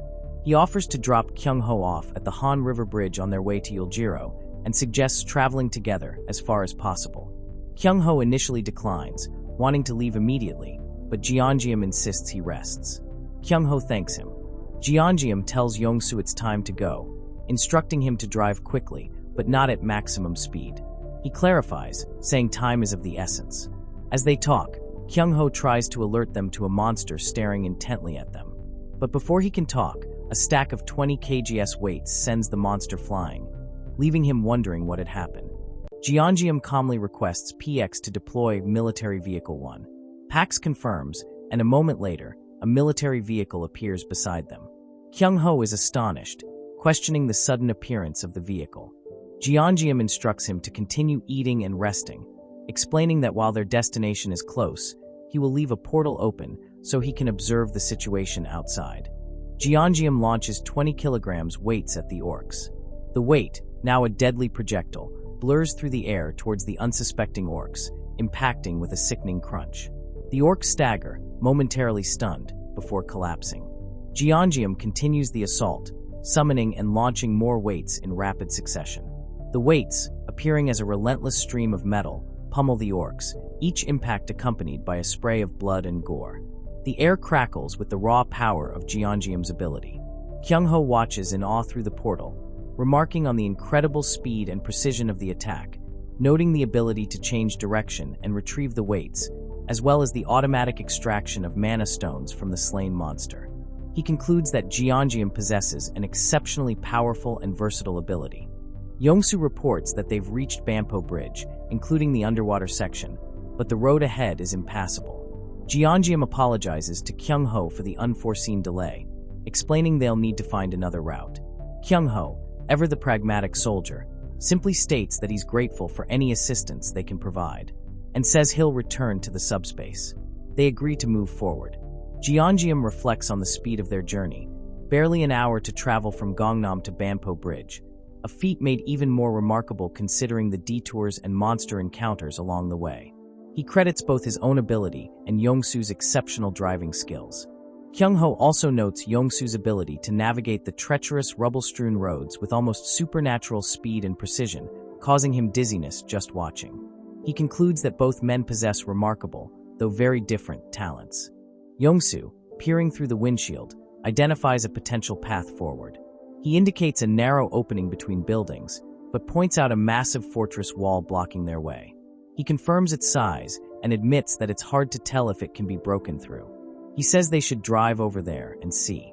Kyung-ho realizes that this route would take them through Yongsan, and Jeongeum agrees to drop him off there, as it's on their way. As they drive closer, Kyung-ho observes the destroyed landscape, noting the devastation of Gwacheon, Anyang, and even the 56th Division. The scene shifts to a sterile, brightly lit military office. A subordinate informs the director of a visitor, the commander of the 50th Signal Battalion, Han Kyung-ho, explaining that Kyung-ho claims his entire unit was annihilated and that he has a vital message to deliver. The director, his expression skeptical, questions the truth of this claim before eventually agreeing to the meeting. Kyung-ho is shown walking down a brightly lit corridor, his footsteps echoing in the otherwise silent space. Kyung-ho stands before the director, recounting his harrowing experiences. The director listens intently, then expresses his gratitude for Kyung-ho's service and sacrifice, acknowledging the tremendous service he's rendered to the country. He then reveals that he's heard the reports of Jeongeum's abilities from Kyung-ho. He mentions Jeongeum's request for a helicopter in exchange for supplies, including food. The director acknowledges that helicopters are valuable strategic assets, but admits that given the nature of Jeongeum's abilities, delivering one wouldn't be impossible. He then pauses, adding that there's a condition to his offer. The director states his condition. Jeongeum must join the military as an awakened member. He emphasizes the government's desperate struggle to stabilize the chaotic situation and argues that Jeongeum's unique abilities could be a crucial turning point in their efforts. Jeongeum listens patiently, then politely but firmly declines the offer. He explains that nothing is more important to him than rescuing his family. The director expresses his disappointment, stating that he cannot provide the helicopter under these circumstances. Jeongeum accepts his decision without argument, expressing hope for a swift resolution to the crisis and wishing the director good health before turning to leave. As Jeongeum prepares to depart, the director abruptly stops him. He explains that he has another request, one that, if fulfilled, could still earn Jeongeum the helicopter. Jeongeum pauses, his curiosity piqued, and agrees to hear him out. The director explains the situation. The last known gathering of reserve awakened individuals is at Seoul Station, a location with which they still maintain stable communication. However, the path to Seoul Station is blocked by hordes of skeletons. While not individually powerful, their sheer numbers and unique ability to revive even after being killed make them a formidable obstacle. He emphasizes the need to destroy the core located at the bottom of their last right rib to permanently eliminate them. He warns Jeongeum of a particularly dangerous presence among them, a formidable skeleton knight, and stresses the importance of avoiding direct confrontation with this creature. Jeongeum, having accepted the task, states that it sounds simple, and then launches a barrage of weights at the approaching skeletons, dispatching several of the creatures with brutal efficiency. The soldiers are in shock, as the skeletons are sent flying. Upon arriving at Seoul Station, they find a group of weary soldiers huddled together, their faces a mixture of fear and relief at the sight of Jeongeum and his companions. A brief exchange takes place, confirming the soldiers' identities and their gratitude for being rescued. On their way back, Jeongeum continues his attacks and comments one of the skeleton's appearance and reaction. The skeleton, seemingly unharmed, turns to address Jeongeum. It introduces itself as Gawain, one of the 12 knights serving the Night King, and questions Jeongeum's presence in their territory. It also questions if Jeongeum is a mage. Jeongeum comments on it breaking the Mana Stone and how that action allowed him to understand their speech, questioning if this is another way to use Mana Stones. Jeongeum returns the greeting by sending more attacks. Gawain raises its sword, its posture shifting to a more aggressive stance. The weight hurtles towards Gawain, who deflects it with his shield. The impact creates a shower of sparks as the metal grinds against metal. Yongsu watches in disbelief, expressing concern, as Gawain slices through the weight, cleaving it in two with a single, powerful swing of its sword, charging towards the group. Jeongeum, realizing his regular attacks are ineffective, activates tracking delivery, spending 50 Mana Stones. A glowing target appears on Gawain's chest in Jeongeum's vision. He commands PX to fire, aiming for the chest.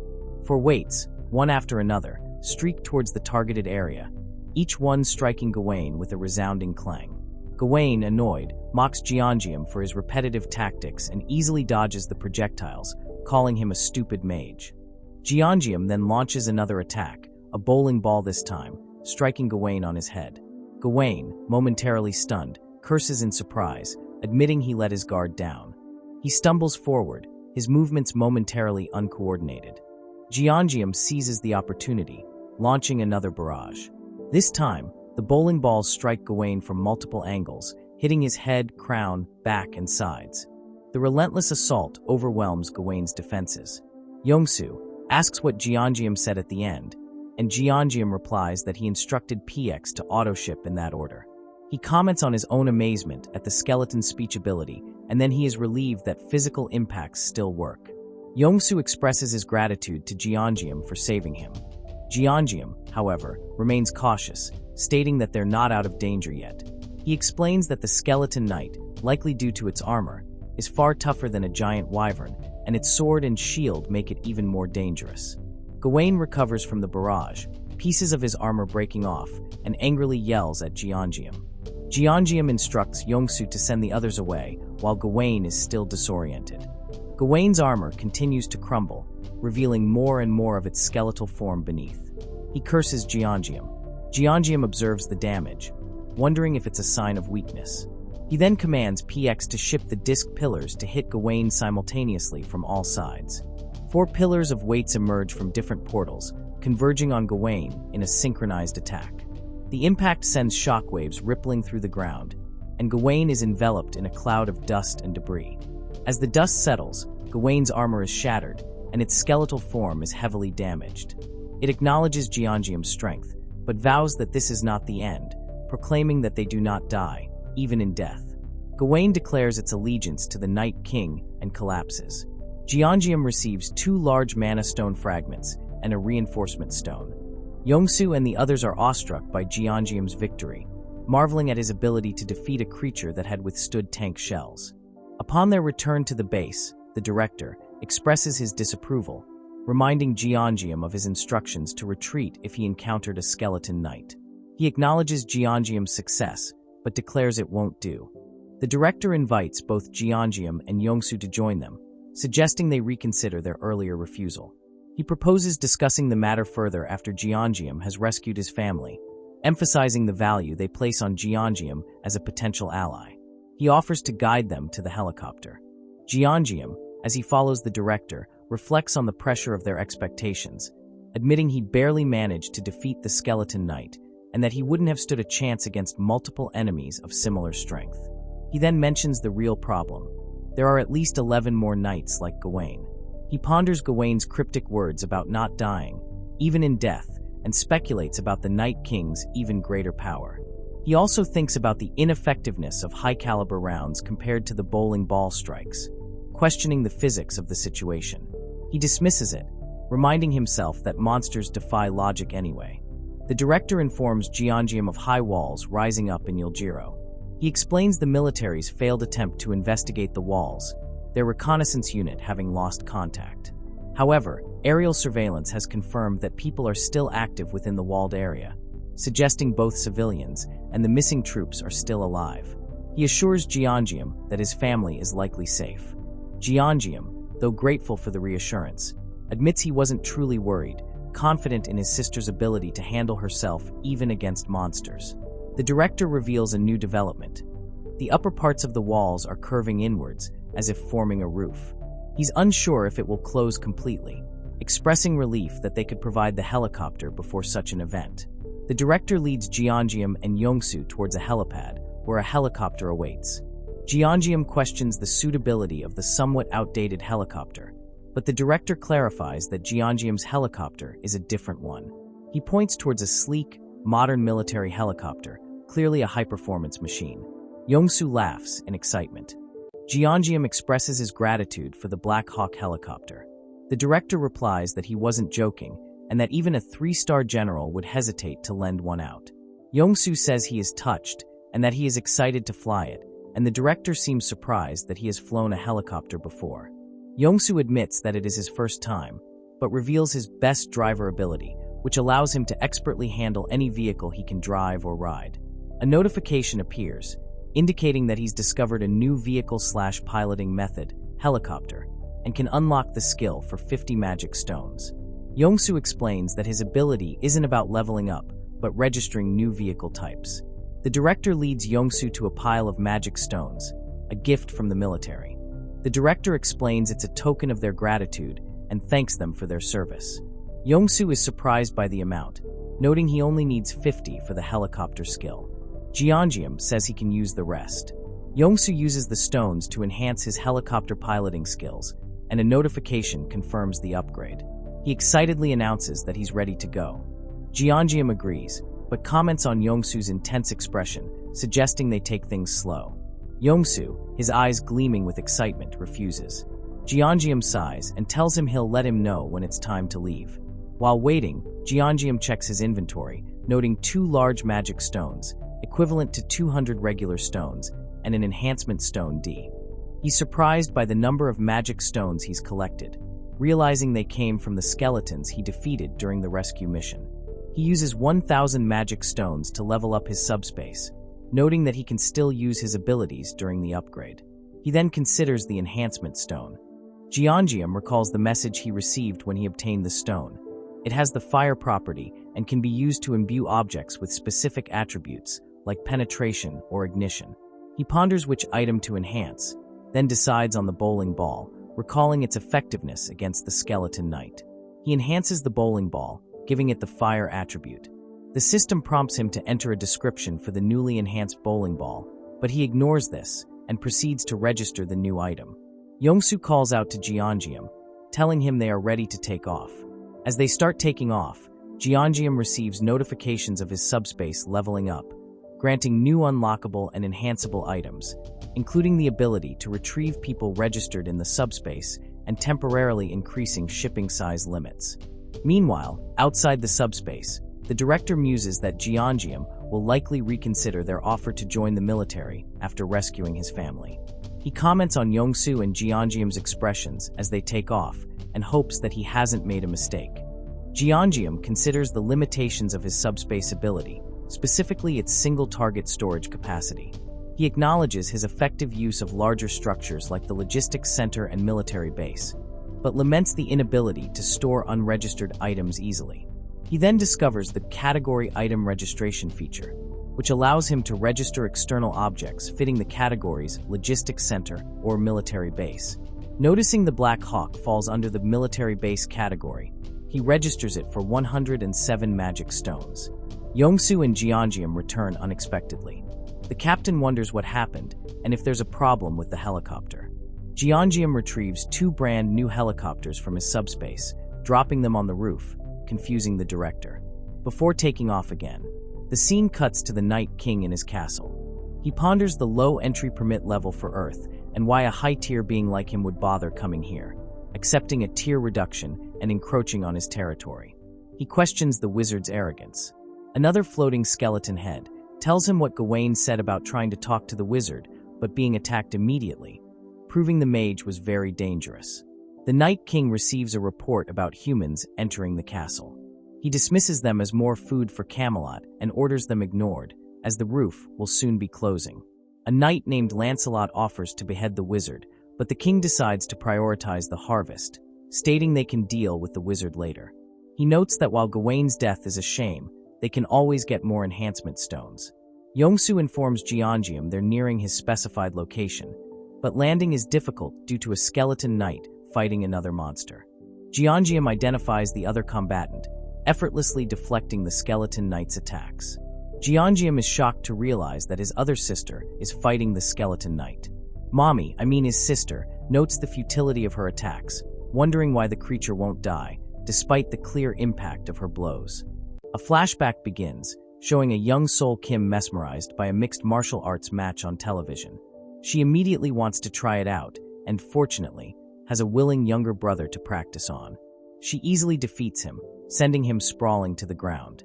However, Sol is unsatisfied with her easy victory, her competitive spirit seeking stronger opponents.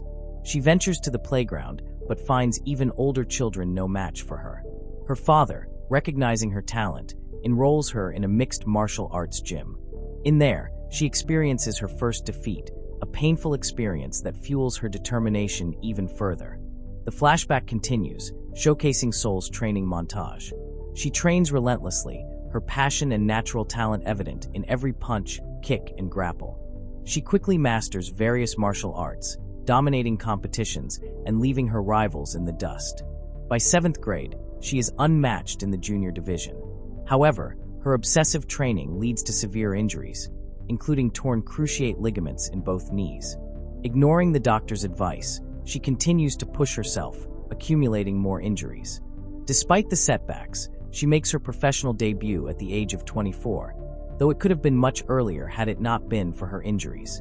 The flashback ends, and the scene returns to the present, with Sol fighting the skeleton knight. Jeongeum asks Yongsu to lower the helicopter's ceiling so he can attack.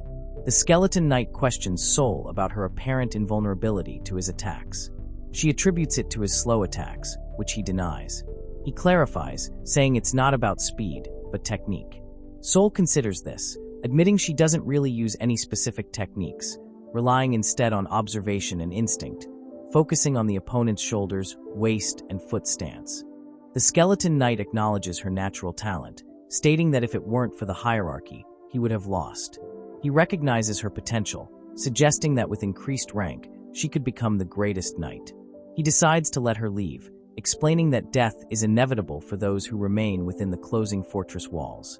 He offers to speak to the Night King to secure her escape, acknowledging it as a favor for her teaching him the importance of fundamentals. Jeongeum, having lowered the helicopter, launches a fire-enhanced bowling ball at the skeleton knight. The bowling ball, trailing flames, strikes the skeleton knight's shield with explosive force, shattering both shield and armor and sending bone fragments flying. Sol, surprised, comments on the power of the attack. Jeongeum lands and greets Sol, commenting on her continued survival. Sol, recognizing her younger brother, exclaims in surprise. Inside, the subspace, Joyeon asking about Sol's ability that creates an invisible barrier and seems to enhance her physical abilities. Sol clarifies that her physical prowess is natural and unrelated to the barrier. Jeongeum tells her to slow down while she eats. He expresses relief that all 3 siblings have awakened abilities and survived, and suggests heading to their older brother's location. Sol asks about his cheat ability and how is he able to do all of this. Jeongeum tells her it's a long story and advises her to eat and rest for now. He explains how to use PX to order anything she needs and to greet Yongsu's family, who are in the subspace. Joyeon asks if they are leaving immediately. Jeongeum confirms the urgency, explaining they need to escape before the fortress wall's ceiling completely closes. He glances upward, his expression grim as he observes the rapidly darkening sky, the edges of the colossal ceiling now visible, slowly but surely sealing off the sky above. He tries to break through, but the wall seemed impervious to his attacks. He briefly considers trying to capture it within the subspace, but quickly dismisses the idea, opting for caution. He remembers the system notification about temporarily increasing the shipping size limit for specific items by using magic stones.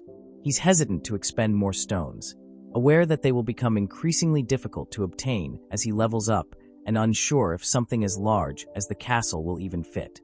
He further questions whether trying to store the castle would inadvertently pull in all of Yuljiro as well. Sol joins him from the subspace and relays her concerns about the skeleton knight's cryptic warning, about death befalling those trapped within the closing walls. He speculates on the Night King possibly possessing knowledge of some impending doom.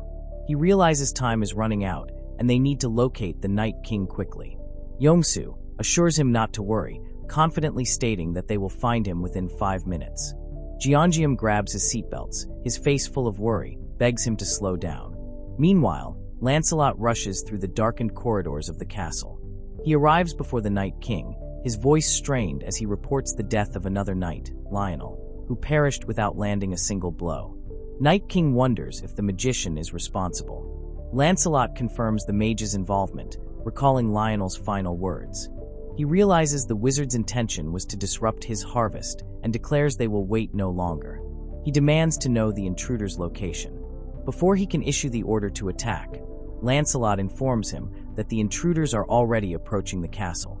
The Night King realizes he miscalculated, thinking the mage would take longer to disrupt the harvest. He growls and demands to know how long it will be until they are finished.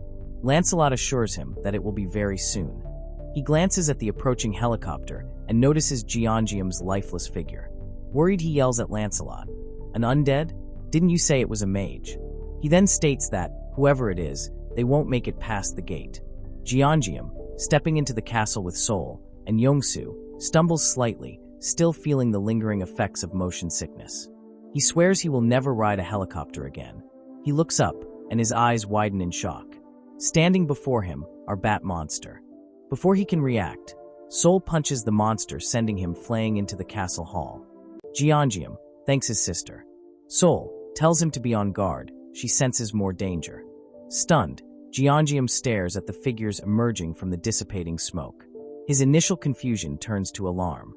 His expression hardens as he grasps the situation. He immediately instructs Yongsu to get into the subspace, who agrees without hesitation. Sol states how excited she is to the situation. She launches into the fray with a raw, untamed ferocity. There's a sense of unleashed power as she unleashes a barrage of brutal punches and kicks. Each strike is imbued with force, sending monsters flying. The panels are kinetic, filled with dynamic lines showcasing the speed and impact of her attacks. We see her fists crack against monstrous faces, the impact sending splatters of dark blood and gore in all directions. During her flurry of attacks, one of the bat-like humanoids sinks its teeth into her neck. Seemingly unfazed by the attack, Sol grabs the monster, slamming him into the ground with brute force. Jeongeum remarks that she's enjoying herself, and notes the difficulty of targeting the monsters effectively while they're clustered together. He searches for a way to assist without endangering his sister. He considers the subspace laboratory upgrade, his eyes scanning the system interface. As Sol continues her friendly sparring with the monsters, she notices that the monsters are drawn to something. Jeongeum summons a large, electrified mosquito repellent. The repellent strikes the monster's head with a loud crackle of electricity, sending it reeling backward, momentarily stunned. Jeongeum, pleased with the effect, comments on the weapon's efficacy. Sol questions his actions, wondering if he's helping or interfering. Jeongeum replies that he's helping, of course. Sol, annoyed, scoffs, complaining that he's interrupting her flow. Meanwhile, within the darkened depths of the castle, the Night King receives a report from Tristan. The Night King questions Tristan's claim about a human warrior being on par with a knight's skills. The Night King sighs, remarking that even a single mage would be a difficult opponent, and that now they also have to contend with a skilled human warrior. He decides to summon Lancelot, who questions the wisdom of this, pointing out that summoning a 7th rank being from Earth will draw the attention of the Chamber of Commerce. The Night King acknowledges the risk, but insists they have no choice. He explains that the magician is at least 8th rank, and even at equal rank, a magician's power surpasses that of a knight. Coupled with a human warrior who rivals a knight's skill, fighting them at his current rank would be a guaranteed defeat. The other knights agree. The Night King addresses Tristan, whose head is engulfed in spectral flames, and thanks him for his sacrifice. Tristan bows his head and vows to follow the Night King's command. He extracts a magic stone from Tristan, who disappears as an outcome. The Night King uses the magic stones, directing them towards Lancelot, his most powerful knight, which emerges in a flash of energy. Jeongeum examines the newly crafted electric club, noting its semi-rare rank and the reduced effectiveness of its attributes due to combining the enhanced insect repellent with a regular baseball bat. Sol thanks him for the weapon, and Jeongeum shrugs, saying it's not that great. He and Sol then discuss the bite she received earlier from a bat-like monster, the wound now itching. She requests that Jeongeum kill her if she starts turning into a vampire. The Night King observes the humans from his throne, remarking on the irony of a renowned magician visiting such a low-level place. His eyes glow with a malevolent red light. He questions their motives for causing a ruckus in his territory. Jeongeum and Sol are confused by his question, unsure what he's talking about. The Night King grows impatient and orders them to answer. Jeongeum shrugs, still clueless, and the Night King, enraged by their defiance, orders Lancelot to kill them. Lancelot descends from the throne, his armor gleaming menacingly. Sol, energized, prepares for battle. She asks Jeongeum not to interfere this time, eager to test out her new weapon. She swings the electrified club, sparks flying as it connects with Lancelot's sword. Lancelot staggers slightly, surprised by the force of the blow, then retaliates with a swift sword strike, cutting her bat in half. Sol, using her barrier to deflect the blow, creates a cloud of dust and retrieves. She curses power of her enhanced weapon as it broke easily. Jeongeum watches the fight, clarifies that it's not that the weapon is weak, but Lancelot's is strong. Giangium observes the intense fight between Sol and Lancelot, remarking on Lancelot's strength, which Sol acknowledges. Giangium considers his dwindling mana stones, having used a significant amount to create the electric bat. He contemplates absorbing the mana stone from the defeated skeleton knight, but Sol reminds him that Finders Keepers applies to mana stones, her eyes still fixed on her opponent, not missing a beat in the fight. Giangium summoning a barrage of fireballs directed at Lancelot with full force. Lancelot grabs his sword and starts cutting through the fireballs, avoiding all of them, leaving Giangium shocked. Sol ducks under Lancelot's sweeping sword attack, then retaliates with a powerful upward swing, sending sparks flying as it connects with Lancelot's jaw. The impact sends Lancelot reeling backward, his skeletal head snapping back. Sol presses her advantage, launching a flurry of blows, each strike hitting with bone-jarring force. Lancelot parries desperately, but Sol's relentless assault overwhelms his defenses. Giangium, trying to take advantage of the opportunity, launches a fireball connecting directly with Lancelot's head, which he recovers from instantly. Giangium reflects on the situation and realizes that they are in a dangerous situation.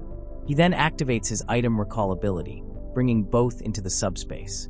The Night King orders Lancelot to pursue them. Sol asks if Giangium is blocking her for just one magic stone. Giangium clarifies that it's not about the magic stone, but the inherent danger Lancelot poses. He emphasizes Lancelot's resilience, having withstood a direct hit from a bowling ball without flinching. He concludes that Lancelot is not an opponent they can handle. Sol acknowledges the danger and considers how to deal with the threat. Lancelot charges, his greatsword cleaving through the air towards them. Giangium summons a flaming bowling ball and launches it at Lancelot. The bowling ball, trailing flames, strikes Lancelot, which he continues to block effortlessly. Giangium expresses disbelief, questioning how this is even possible. Sol agrees, commenting on the seeming impossibility of blocking shots fired at point-blank range. The Night King observes the battle, commenting on Giangium's pathetic methods. He acknowledges the strategic advantage of using items from a dimensional gate, admitting he understands the mage's thinking, that the fight between two 8th rankers would be an easy victory. He mocks their arrogance, revealing Lancelot's true power, a 7th ranker immune to their attacks. He explains his willingness to face sanctions from the Chamber of Commerce for summoning Lancelot, as he has nothing left to lose. He admits that without Lancelot, he would have lost everything. He then laments their pathetic display. He observes the growing pile of discarded items on the battlefield and questions how they accumulated so quickly. He realizes they aren't using magic and comments on the inefficiency of using items compared to magic, wondering why he isn't using spells. Giangium considers how to deal with Lancelot, his eyes scanning the PX interface. He laments the difficulty of enhancement and weapon crafting, and the exorbitant mana stone cost of using his subspace abilities. He decides to rely on the strongest item he has, the bowling ball. However, he realizes from experience that the bowling ball has little effect on Lancelot. He pauses, a look of intense concentration on his face, as he formulates a plan. The Night King interrupts his thoughts, stepping in front of the subspace portal and demanding to know Giangium's ability. Giangium freezes, startled by his sudden appearance. The Night King deduces that Giangium isn't a mage, but a human with the ability to duplicate items. The Night King laughs, realizing his mistake. He orders Lancelot to lower his sword, declaring that Giangium and Sol aren't mages, but potential business partners. Lancelot, confused, questions his lord's sudden change of heart. The Night King, a sly grin spreading across his skeletal face, explains that they wouldn't understand yet. He begins to explain, his voice laced with a chillingly calm confidence. The Night King begins by revealing the source of the enhancement stones, the castle itself, Camelot. He explains that Camelot can produce enhancement stones in exchange for living beings, stones that not only improve regular items, but can also be used on items with special abilities, such as Camelot itself. He reveals that using enhancement stones on Camelot allows him to summon and control the 12 knights bound to the castle, including the 7th ranker Lancelot.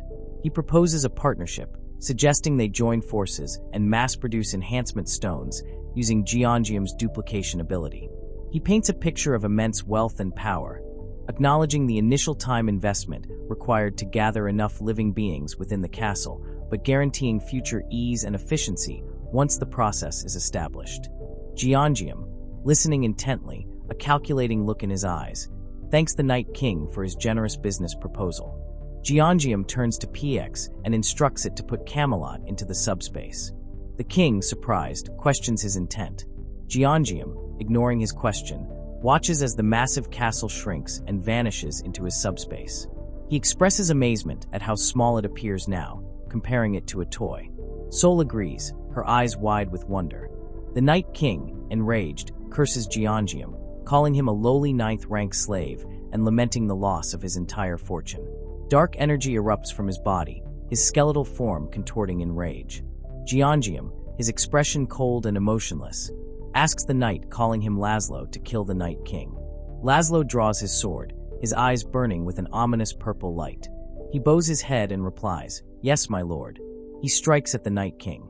The Night King cries out in surprise and attempts to defend himself, but it's too late. Laszlo's sword slices through him, sending a shockwave of energy rippling through the castle. Lancelot recovers the magic stone from the Night King's remains. A notification flashes across Jeongeum's vision, informing him that Lancelot's dimensional account, along with its considerable balance of magic stones, has been transferred to him. He's startled by the sudden influx of wealth, his eyes widening as he reads the notification displaying his new balance. 3,086 magic stones. Sol, seeing the notification, cheekily asks for 1,000 stones as payment for saving his life. Jeongeum, while grateful, points out her greed, reminding her that he also crafted weapons for her using his own mana stones. Sol, undeterred, counters with the argument that a life is worth more than magic stones. Jeongeum sighs, conceding to her logic, but counters with an offer of 500 stones. Sol then asks Jeongeum what he intends to do about Lancelot, gesturing towards the still imposing figure standing silently nearby. Lancelot approaches, addressing Jeongeum and informing him that he has fulfilled his order, his voice devoid of emotion. She continues that even if he assures everyone that Lancelot isn't dangerous, no one would want to live with a skeleton knight. Yuzhong, Yongsu's daughter, giggles and points excitedly at Lancelot, seemingly fascinated by his appearance. Yongsu apologizes for his daughter's behavior, explaining she isn't usually like this and must have been impressed by Lancelot. Yuzhong reaches out and touches Lancelot's armor, her small hand leaving a faint smudge on the metal. Lancelot, surprisingly gentle, makes sure she doesn't fall or touch his sword. Jeongeum observes this interaction, commenting on Lancelot's unexpected kindness and thoughtfulness. He smiles, and Sol agrees that it's difficult not to like someone with good character. Joyen asks if they're now heading to Dobongu. Jeongeum confirms, explaining that his eldest brother's newlywed home is located there. Joyen, noting Jeongeum's fatigue, suggests they postpone their departure until sunrise, concerned for his well-being. Yongsu, trying to convince his daughter, jokingly suggests to play the brave knight, which she rejects, calling him boring. After some time, Yongsu's family, noticing Yuzhong has fallen asleep near Lancelot, carry her away to bed. Jeongeum informs them to leave at 6 a.m. and advises Yongsu to get some rest. Jeongeum examines Camelot's details in the PX interface. He notes the various options, including blood sacrifice, phantom summon, and night ordination, but focuses on the description, which mentions installing the castle at any desired size. He's unsure of the magic stone cost for a given size and decides to test it with 300 stones, hoping it will be large enough for 12 people to live comfortably. He initiates the installation, and the castle materializes within the subspace. The castle expands around him, slowly but surely. The knights comment on the castle's sudden appearance in their subspace, observing its impressive size. Jeongeum asks if it's large enough for 12 people, and the knights agree it is sufficient for living, but far too small to reflect his status. Sol points out the exorbitant 300 magic stone cost, wondering how many stones the Night King must have used to create the original Camelot. Lancelot informs her that it was 1,000 at least. Jeongeum marvels at the amount of mana required to create such a large castle. He wonders why storing the massive structure in his subspace didn't have any adverse effects, speculating that perhaps its original size was much smaller. He turns to Sol and questions why she isn't resting, noting that even Joyen has retired for the night. Sol explains she has a personal request for Lancelot and has been waiting for the right moment to ask. She approaches Lancelot, complimenting his impressive swordsmanship. Lancelot listens impassively as Sol asks to be taught by him. Lancelot agrees and asks to learn Sol's fist technique in return, referring to her earlier display of fighting skills. Sol is surprised by the request and remarks that Lancelot has a good eye. She asks Lancelot he thinks he can handle the training, as it's quite tough. She excitedly asks if he'd like to start with a simple sparring session right now. Lancelot confirms that he's fine with this. Sol laughs in admiration for Lancelot's enthusiasm and confidence. The next morning, Yongsu is awakened by the sound of helicopters outside. He contacts Jeongeum, questioning the activity. Jeongeum and Yongsu step out of the subspace, observing the helicopters circling overhead. Jeongeum recognizes one of the figures among the soldiers as Sankyol, the operations commander. Sankyol greets them, surprised to see them again so soon. He explains that he's been searching for them since noticing the disappearance of Yuljiro's fortress wall. Jeongeum and Sol exchange glances, surprised by his dedication. They ask if he's there to try and recruit them again, and Sankyol denies this, stating he has important news. He warns them against traveling by helicopter, explaining that the First Corps, having staged a coup, has taken control of the air defense bases and is shooting down any aircraft that enters their airspace. Sankyol elaborates on the situation. He explains that after they left, the Joint Chiefs of Staff used the documents and intel provided by Han Kyung-ho to track the First Corps. The Corps, having consolidated their power in the northern districts of Seoul, including the Capital Defense Forces, has established a formidable defense system around a foreign university. Their defenses are so effective that even government forces are struggling to penetrate them. A map highlights the First Corps' controlled territory and the location of their defenses. Sankyol explains he rushed to find them upon remembering they were headed towards Wajongbu, as that route would take them directly through the First Corps' territory. He suggests a long detour through Namyangju, but admits even that route's safety is uncertain. Jeongeum thanks him for the warning, admitting it nearly led to disaster. Jeongeum reflects on the complications.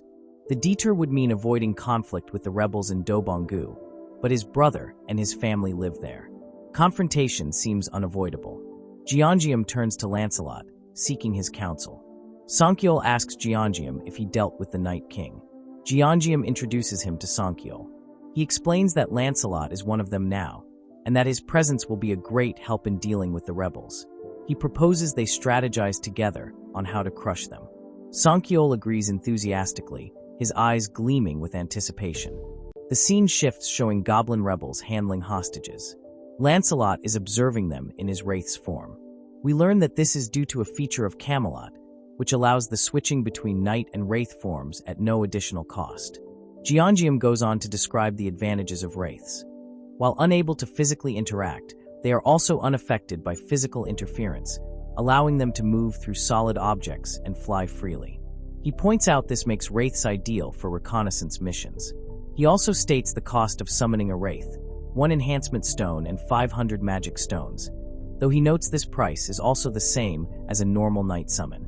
Back at the base, Lancelot reports what he learned. He explains that the rebels are holding over 200 people captive in iron cages as sacrifices, guarded by mutated soldiers with goblin-like features. He also confirms that the ringleader is stationed there, along with 9 anti-aircraft guns, and that they are planning additional recruitment in Banghak-dong. Jeongeum agrees about the dangerous nature of the rebels and their sinister plan involving human sacrifices, and asks how they're using the people. Lancelot also relayed what he overheard about the coming of a mysterious figure called He, who will supposedly change the world, leaving Jeongeum pondering these cryptic words. Sol says they should simply wipe out the rebels. Jeongeum agrees on wiping them out, but explains the importance of acting quickly and precisely to avoid an all-out war with the First Corps should they join the fray. The operation needs to be swift enough to prevent reinforcements. He reasons that even Lancelot, with his 7th rank power, cannot cover such a vast area alone, and waiting for support from nearby units would take too long. His priority is to complete the operation before the rebels move to Banghak-dong, where his brother lives. Lancelot suggests he summons another knight, but dismisses the idea due to the lack of enhancement stones. Unsummoning Lancelot to retrieve the stone and summoning him again would be pointless, as it wouldn't increase his power. He wishes enhancement stones could be duplicated, but realizes neither they nor magic stones can be copied. Lancelot reminds him about the enhancement stone they obtained from the Night King. Geongium, realizing he'd forgotten about it, questions which knight to summon. Lancelot recommends Bedivere, describing him as a peerless genius archer specializing in long-range attacks.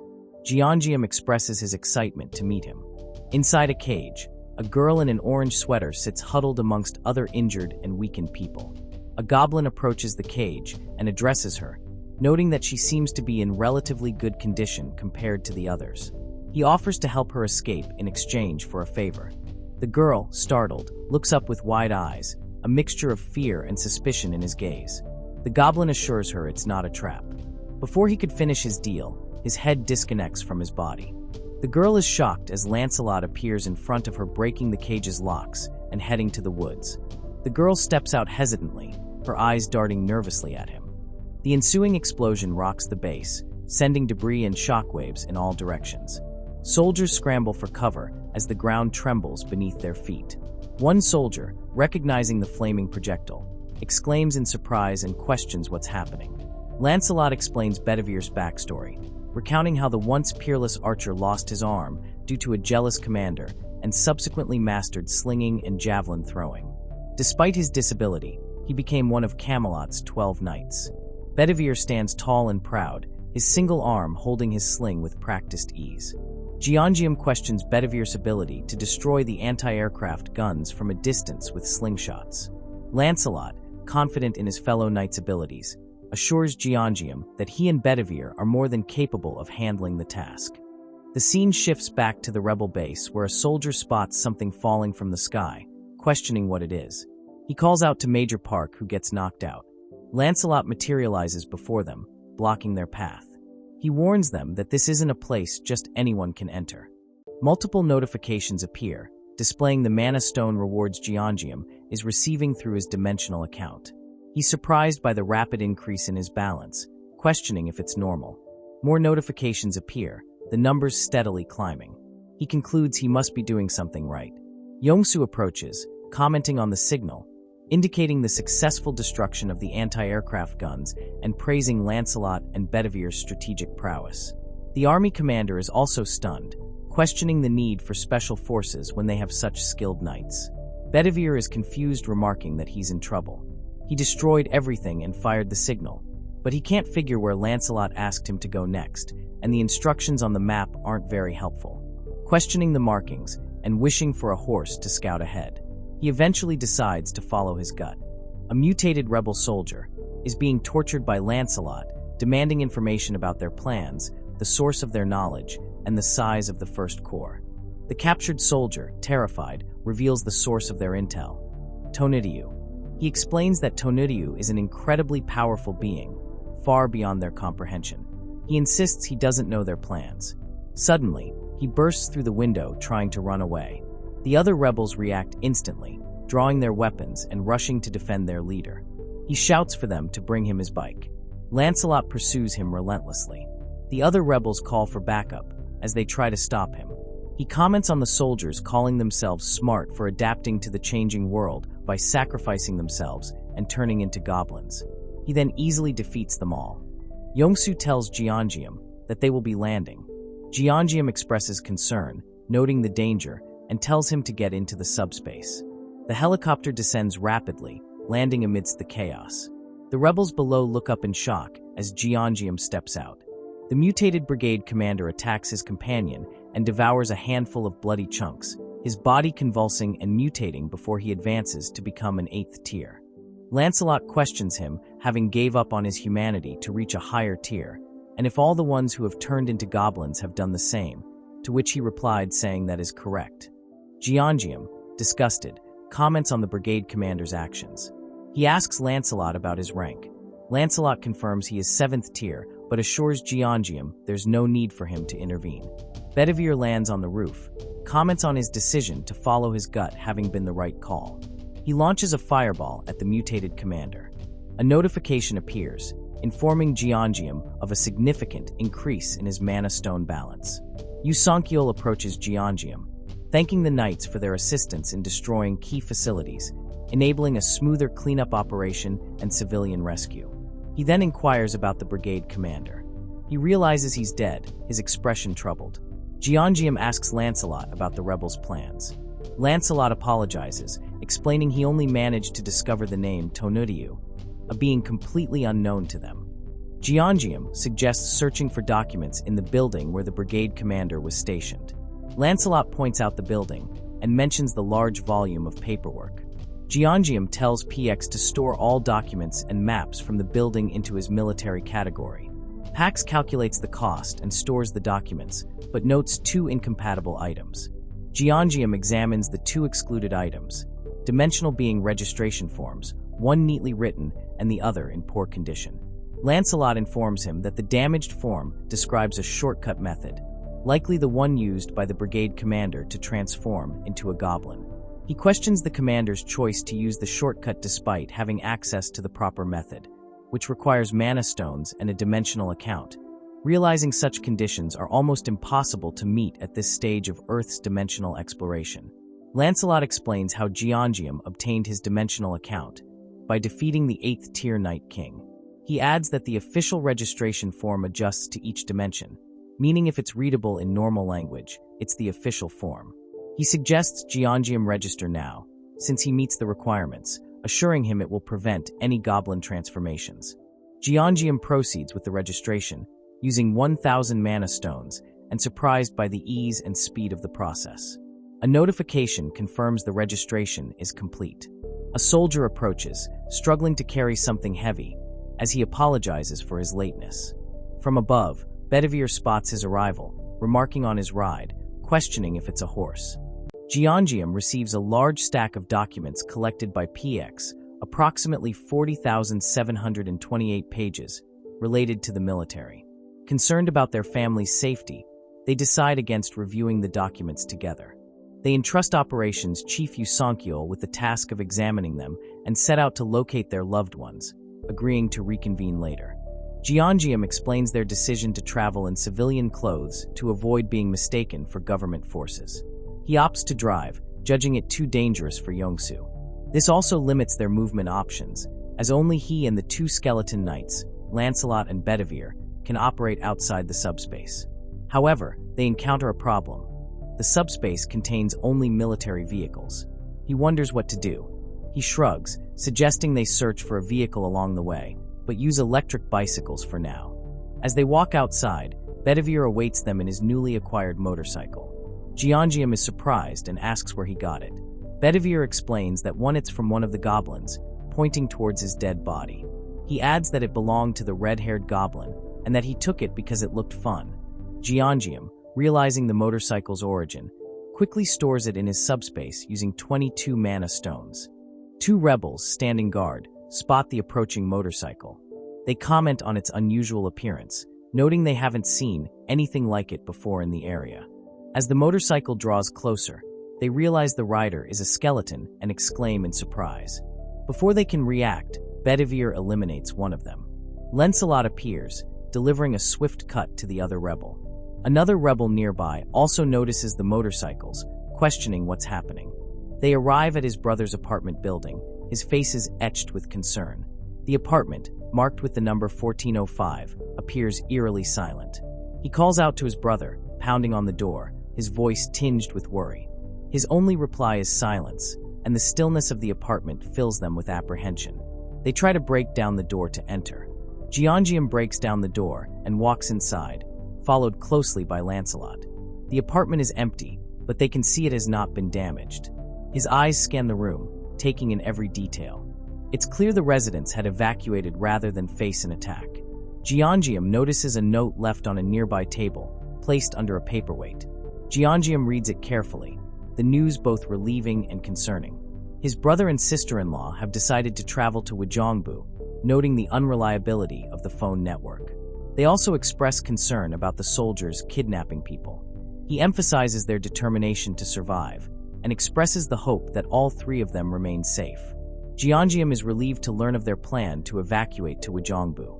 He notes that, considering his brother's comments regarding the soldiers, they must have been taken as they started occupying the region, and not after.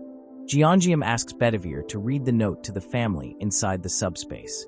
He turns to Lancelot, who notes that he seemed uneasy and might have developed a repulsive force.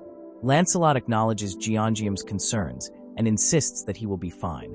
A helicopter appears in front of them and opens fire on them. Jeongeum is startled by the sudden attack, but manages to avoid being hit. He comments that the attack stings more than he anticipated, confirming the presence of a repelling force. He then stores the armed Black Hawk helicopter into his subspace, noting that the last one wasn't properly maintained and its weapons were merely for show.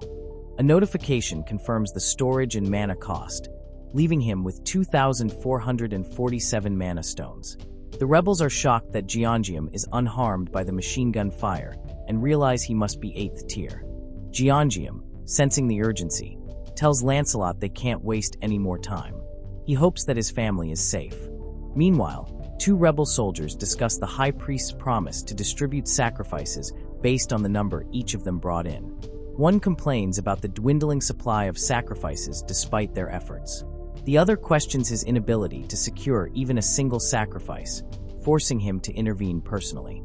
He criticizes his subordinate's lack of planning, noting that Park Han-juin's team has already secured 300 sacrifices. He tells the soldier to work twice as hard to meet his quota when he gets to Yangju, and orders him to smash the building he failed to capture. He calls the subordinate by his former name, Sergeant Kyung Juman, acknowledging his transformation into a goblin. The goblin soldier, now enraged, roars and charges towards the building. He smashes through the barricaded entrance, his mutated form allowing him to easily tear through the reinforced doors. Jeongeum arrives screaming in anger, yelling at the goblin to leave their home. Lancelot intervenes, his greatsword slicing through the air towards the goblin's necks, aided by Bedivere and his cannons. Jeongeum arrives at his destination, a small, unassuming hardware store tucked away on a quiet side street. The sign above the door reads Zhong's Hardware. Inside, his dad, observing through the hole, hesitantly informs his son and his wife that it's Jeongeum. He came with a motorcycle and some skeletons, confusing everyone inside. Jeongeum's father narrates his backstory, emphasizing the interconnectedness of good and bad things with the presence of people. He recalls his mother's teachings about the importance of love and how it helped him through difficult times. He reflects on his dream of building a spacious house for his family, but abandoned it due to its complexity and cost. A family portrait shows his wife, 2 daughters, and 2 sons. He expresses pride in his children's accomplishments. His eldest son recently married, his eldest daughter working as a nurse, his younger daughter as an athlete, and his youngest son just discharged from the military. He felt optimistic about the future. The flashback continues, describing the arrival of the monsters and their struggle for survival. His hardware store, stocked with tools and supplies, proves invaluable in protecting them from monster attacks. However, they face food and water shortages and live in constant fear of both monsters and desperate neighbors. His daughter-in-law's family arrives first, followed shortly by his eldest son and his wife. They find comfort in each other's company, hugging and crying silently. His daughter-in-law's awakened alchemy ability, combined with his own resourcefulness, allows them to survive. The scene shifts, showing mutated soldiers roaming the streets, dragging away civilians indiscriminately. Jeongeum's father laments the breakdown of society. Soldiers turned monsters preying on the very people they swore to protect. He expresses concern for his children's safety. Then, a notification appears, announcing the awakening of his own ability, Architect. He now possesses exceptional construction skills.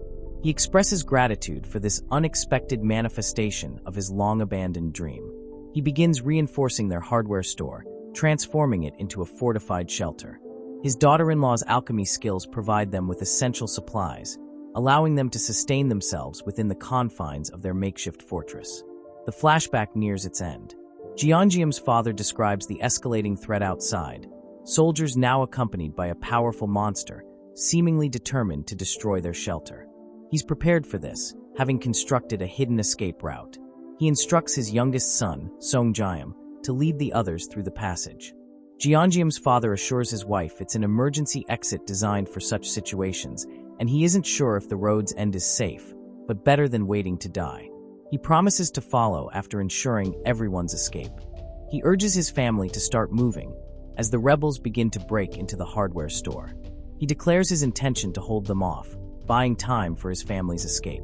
His family expresses concern for his safety, questioning the severity of the situation outside and his hesitation. He assures them it's not that bad and tells them Jeongeum has arrived, albeit with a skeleton riding on his motorcycle. His family exchanges confused glances. Jeongeum, Lancelot, and Bedivere arrive at the hardware store. Jeongeum comments on the metal plates and stakes reinforcing the building. He then states that what actually matters is his family's safety. His father then opens the door, wondering if it's really his son. He's relieved to see his family is still safe. He rushes towards them crying, calling out for his father. His father expresses concern about the skeletons behind him. He dismisses it and opens a portal to his subspace. His sisters immediately start crying. Jeongeum leads his family into the subspace, where Yongsu's family is already settled. They gather around the table, their initial apprehension giving way to quiet gratitude as they begin to eat. Jeongeum's mom compliments the food, remarking on its exceptional quality compared to her own cooking. She asks if Yongsu's wife is a professional chef, and she smiles modestly, expressing happiness that she enjoys it. She then insists on preparing a dessert for everyone, her face lighting up with renewed purpose. She carefully slices green grapes and arranges them artfully on a cheesecake, a touch of normalcy amidst the chaos. She presents it as her signature dessert, green grape fresh cream tiramisu. Yongsu's wife praises the dessert, asking for the recipe. Jeongeum's mother smiles, saying it's nothing special. The father-in-law asks Lancelot his name, and after Lancelot introduces himself, the old man asks if he knows how to play Jangi Korean chess. Lancelot, confused, asks if it's a board game. The old man, realizing Lancelot's unfamiliarity with the game, invites him to sit down for a lesson. Meanwhile, Jeongeum brother gives Jeongeum an enhancement stone. He explains that he obtained it from a rhino-like monster that was killed by a griffin-like monster, and suggests he would find it more useful. Jeongeum is grateful, noting he'll put it to good use. He assures his brother that he can order and use anything from his subspace as needed, and he already talked to his in-laws. His older brother is surprised, and comments on how much his little brother has matured since being discharged from the military, recalling his childhood where he would often cry after being beaten up by Sol. Jeongeum jokes that he would still cry if Sol hit him now. He observes the scars on his brother's face and notes the hardship they endured, relying solely on their father's construction ability and sister-in-law's alchemy. He acknowledges the usefulness of their abilities. Jeongeum's father expresses his joy at having his family safe and well-fed, thanks to Jeongeum's ability. He reminds Jeongeum of his mother's teaching about the interconnectedness of good and bad things with the presence of people. Jeongeum assures him that he knows this, and that if he were alone, his ability wouldn't have been nearly as useful. He reflects on helping others, stating how his motivations became clear after talking to Yongsu. Jeongeum finishes his thoughts, emphasizing that they help each other because they all share the same desire, to ensure their family's safety. He expresses hope that his old friends are safe somewhere, perhaps also relying on the kindness of strangers. He reiterates his belief that they are all in the same boat, sharing the same fears and vulnerabilities. He asks his father for his opinion, and his father expresses pride in his son. Jeongeum, touched by his father's words, says that he's grateful to have him as his father. Jeongeum then tells his father he is tired, to which he replies that he must leave too. They then bid farewell. A soldier reports to the operation commander about a skeleton knight riding a motorcycle and relaying a message that their lord has departed for Payu. The commander, initially confused, realizes the message refers to Jeongeum and is shocked to learn he's gone to attack the First Corps station there. The scene cuts to Jeongeum, riding the brigade commander's motorcycle towards Payu, the setting sun casting long shadows behind him. The sun is beginning to set, painting the sky in hues of orange and red, as Jeongeum drives through the outskirts of Payu. He comments on the pleasant weather. Sol angrily punches a sandbag that her brother installed for her in the subspace. She breaks the bag, and we see that it was not the first one. She screams in anger at Pax, asking him to replace the bag. The big brother asks Joyen why Sol is so angry. She explains that Jeongeum won't let her out, citing the dangers of guns and tanks. Sol continues her furious assault on the sandbag, each punch a testament to her frustration. Big brother comments on Sol's awakened abilities, wondering why she's so determined to go outside despite the obvious risks. Joyen tells him to leave her be, commenting that it's Soul they are talking about. She expresses concern about the wound on her brother's face. He dismisses it as a minor injury, claiming it'll heal on its own. He touches his face, surprised to find the scab has vanished. He is puzzled by the speed of the healing. Joyen scolds him for downplaying the injury, describing it as quite large, the memory of his hospital visit fresh in her mind. She recounts a story about an internal medicine chief named Jin Song, who used his ability to control people through a form of intoxication. She had to be very cautious and expresses how scared she was then. Yongsu's wife calls everyone to eat. Jeongeum's sister-in-law prepares kimchi stew, encouraging everyone to eat while it's hot. Jeongeum's mom notices the old man's absence and asks where he is. She's informed he probably won't be eating. The scene cuts to the old man engrossed in a game of Jengi. He expresses his surprise at Lancelot's unexpected skill, having initially assumed he was a novice. He finds Lancelot's moves difficult to decipher and considers asking him for lessons. A convoy of tanks rumbles across the battlefield, their turrets swiveling, searching for targets. Jeongeum observes their approach as explosions rock the ground. Jeongeum launches a Hellfire missile at the approaching tanks. The missile streaks across the battlefield, leaving a trail of smoke and fire in its wake. It slams into the lead tank with a deafening roar, the resulting explosion engulfing the surrounding area in flames and debris. The other tanks halt, their crews stunned by the sudden and devastating attack. Jeongeum comments that until now, he's avoided using high-explosive weapons to prevent harming others. But given Lancelot's intel confirming the absence of civilians in this area, he feels justified in unleashing his full arsenal. He's glad that he stored a Black Hawk equipped with missiles. He explains that he separated the missile from the helicopter using the interdimensional laboratory, then enhanced it with the stone from his brother. He boasts of Pax's enhanced deployment ability, now capable of launching projectiles at 300 kilometers per hour with a range of 100 meters. He fires the enhanced missile. It screams across the battlefield, impacting with devastating force, creating a massive explosion that sends shockwaves rippling through the air. The ground trembles as the remaining tanks are engulfed in flames. Jeongeum, pleased with the results, notes the enhanced missile's power and anticipates a quick accumulation of mana stones. Jeongeum checks his mana stone balance and is surprised to find it lower than expected, questioning the discrepancy despite the numerous ding-ding sounds he's heard. A notification appears, explaining that 45% of his earnings are being paid as fees to Tonuryu of the Mexica dimension. Another notification clarifies that 25% goes to High Priest Kim Bongsu. He notes the name sounds oddly familiar. Then he remembers Lancelot, telling him about Tonuryu being the high-level being contacting the rebels. Lancelot arrives, reporting that he successfully destroyed the detention camps, and Belvedere will help the survivors. Jeongeum explains that both Tonuryu and High Priest Kim Bongsu are intercepting his mana stones. Lancelot asks about the Mexica dimension, and Jeongeum speculates that it's the name of Tonuryu's home planet. Lancelot shares more details. He explains the current location is called the Earth Dimension, which made Jeongeum remembers the message from earlier. Jeongeum curses Kim Bongsu, calling him worse than a traitor for offering people as sacrifices to another planet. Another notification appears, repeating the fee payment to Kim Bongsu. Kim Bongsu recalls the constant notifications and realizes something isn't right.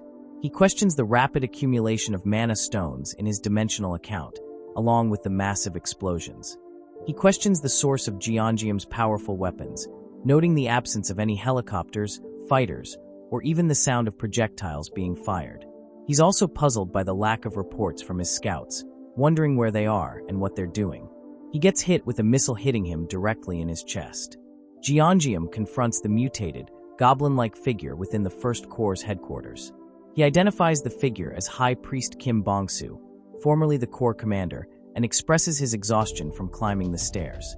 The wound on Kim Bongsu starts to heal almost instantly, dark red smoke rising from the injuries. Jeongeum observes the scene from a distance, commenting on the strange smoke.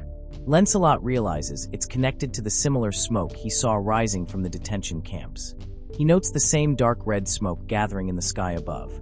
A towering, muscular figure with long, flowing blonde hair appears before Jeongeum and Lancelot. He expresses his surprise at seeing a human and a skeleton knight working together. noting the skeleton's loyalty to the human. Jeongeum also states his surprise of the goblin speaking human language. The figure laughs and replies that it is due to hastily consuming magic stones, a side effect of trying to gain power quickly. He introduces himself, then offers Jeongeum a proposal. He suggests Jeongeum stops the destruction and leaves, promising not to harm him in return. He claims Jeongeum can't kill him, but he could kill Jeongeum if he chose to. He explains that he hasn't killed Jeongeum yet, because doing so would cause him damage as well, deeming a fight at this point a waste of time. Jeongeum questions his angle, wondering why he's suddenly proposing peace. He muses on the need to gauge the figure's strength, and suspects the dark red smoke might be the reason for his invulnerability.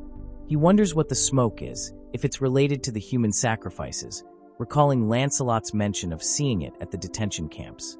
He notices the smoke converging in the sky above, swirling into a vortex of dark energy. The vortex expands rapidly, its crimson glow intensifying, casting an ominous red light over the entire area. A mysterious red eye appears above them in the sky. Kim Bongsu explains that Jeongeum is witnessing a high-ranking being and claims that Lord Tonutiu will descend in person, a feat only he can make happen. He mocks Jeongeum's foolishness, then offers him a final chance, proposing a position as his right hand if Jeongeum kneels and begs. Lancelot, enraged by Kim Bongsu's arrogance, attacks him, slicing through him, declaring that a mere goblin shouldn't place itself above his master. But he heals instantly, dark red smoke swirling around him. Kim Bongsu taunts Lancelot, reiterating his immortality and the futility of their attacks. He claims that no matter how many times they kill him, he will return. Lancelot, ignoring his taunts, continues his assault, declaring his loyalty to his master and his resolve to eliminate anyone who threatens Jeongeum's safety. Kim Bongsu, amused by Lancelot's persistence, allows him to continue attacking, confident in his immortality. Lancelot, realizing conventional attacks are ineffective, changes his tactic. He decides to beat Kim Bongsu to a pulp, his fists impacting with bone-jarring force. Kim Bongsu, initially surprised by the change in tactics, comments on the strength of Lancelot's blows, but insists they're useless against his immortality. Lancelot retorts that if his attacks don't work, he'll make them work. He continues his relentless assault, his fists a blur of motion as he pummels Kim Bongsu, each strike accompanied by the sickening crunch of bones and the tearing of flesh. Jeongeum watches the fight intently, his mind racing. He realizes that if Lancelot can't defeat Tonutiu, he'll just keep regenerating endlessly. He knows he has to find a way to stop Kim Bongsu's regeneration, but struggles to come up with a solution. He glances towards the sky, an idea forming in his mind. He calls out to Lancelot, ordering him to throw Kim Bongsu into the subspace. Lancelot, without hesitation, grabs Kim Bongsu and hurls him towards the subspace portal. Notifications appear, informing Jeongeum that Kim Bongsu is attempting to enter the subspace. Jeongeum permits the entry. Joyen, surprised by Jeongeum's early return, asks what's going on. Kim Bongsu materializes within the subspace, his body still regenerating from Lancelot's attacks. He's surrounded by Jeongeum's sisters, who stare at him with a mixture of fear and curiosity. An unseen force attempts to enter the subspace, but is blocked. Kim Bongsu's regeneration falters, the dark red smoke around him dissipating. Sol, realizing it's her brother's doing, she charges at him. Jeongeum screams in fear and orders to close the portal, his voice laced with urgency. He quickly unregisters Kim Bongsu from the subspace. Kim Bongsu cries out in frustration as he's expelled from the subspace. Sol appears taunting Jeongeum that he will be next. Jeongeum states that was even scarier than Tonutiu. Notifications appear, informing Jeongeum of the transfer of Kim Bongsu's dimensional account ownership and the automatic merging of their mana stone balances. Jeongeum is taken aback when he sees his new mana stone balance, 14,823, realizing just how much Kim Bongsu had skimmed off in fees. He also notices the absence of the Tonutiu fee notification. He wonders if this means he no longer has to pay fees to Tonutiu. Lancelot reports that Kim Bongsu is gone, speculating that Jeongeum severed the link between him and Tonutiu. He doubts Kim Bongsu will return. Jeongeum expresses relief, his heart still pounding from the close call. He questions his exhaustion despite not having fought. A group of soldiers approaches, led by an officer. They address Jeongeum as master. their voices filled with urgency. They report that they've brought all available awakened personnel and units. The officer identifies himself. He is Kwan Diakyong from the 2nd Company, and reports on the reconnaissance of the 1st Corps area, stating that all rebels were found mummified and deceased. He declares the area neutralized. Operations Chief Dangso acknowledges the report and orders them to maintain alert status, focusing on civilian rescue and cleanup. Jeongeum watches them depart, a thoughtful expression on his face. He's unsure how the rebels were mummified, but grateful that the situation has been resolved. The officer expresses his gratitude to Jeongeum for resolving the situation once again.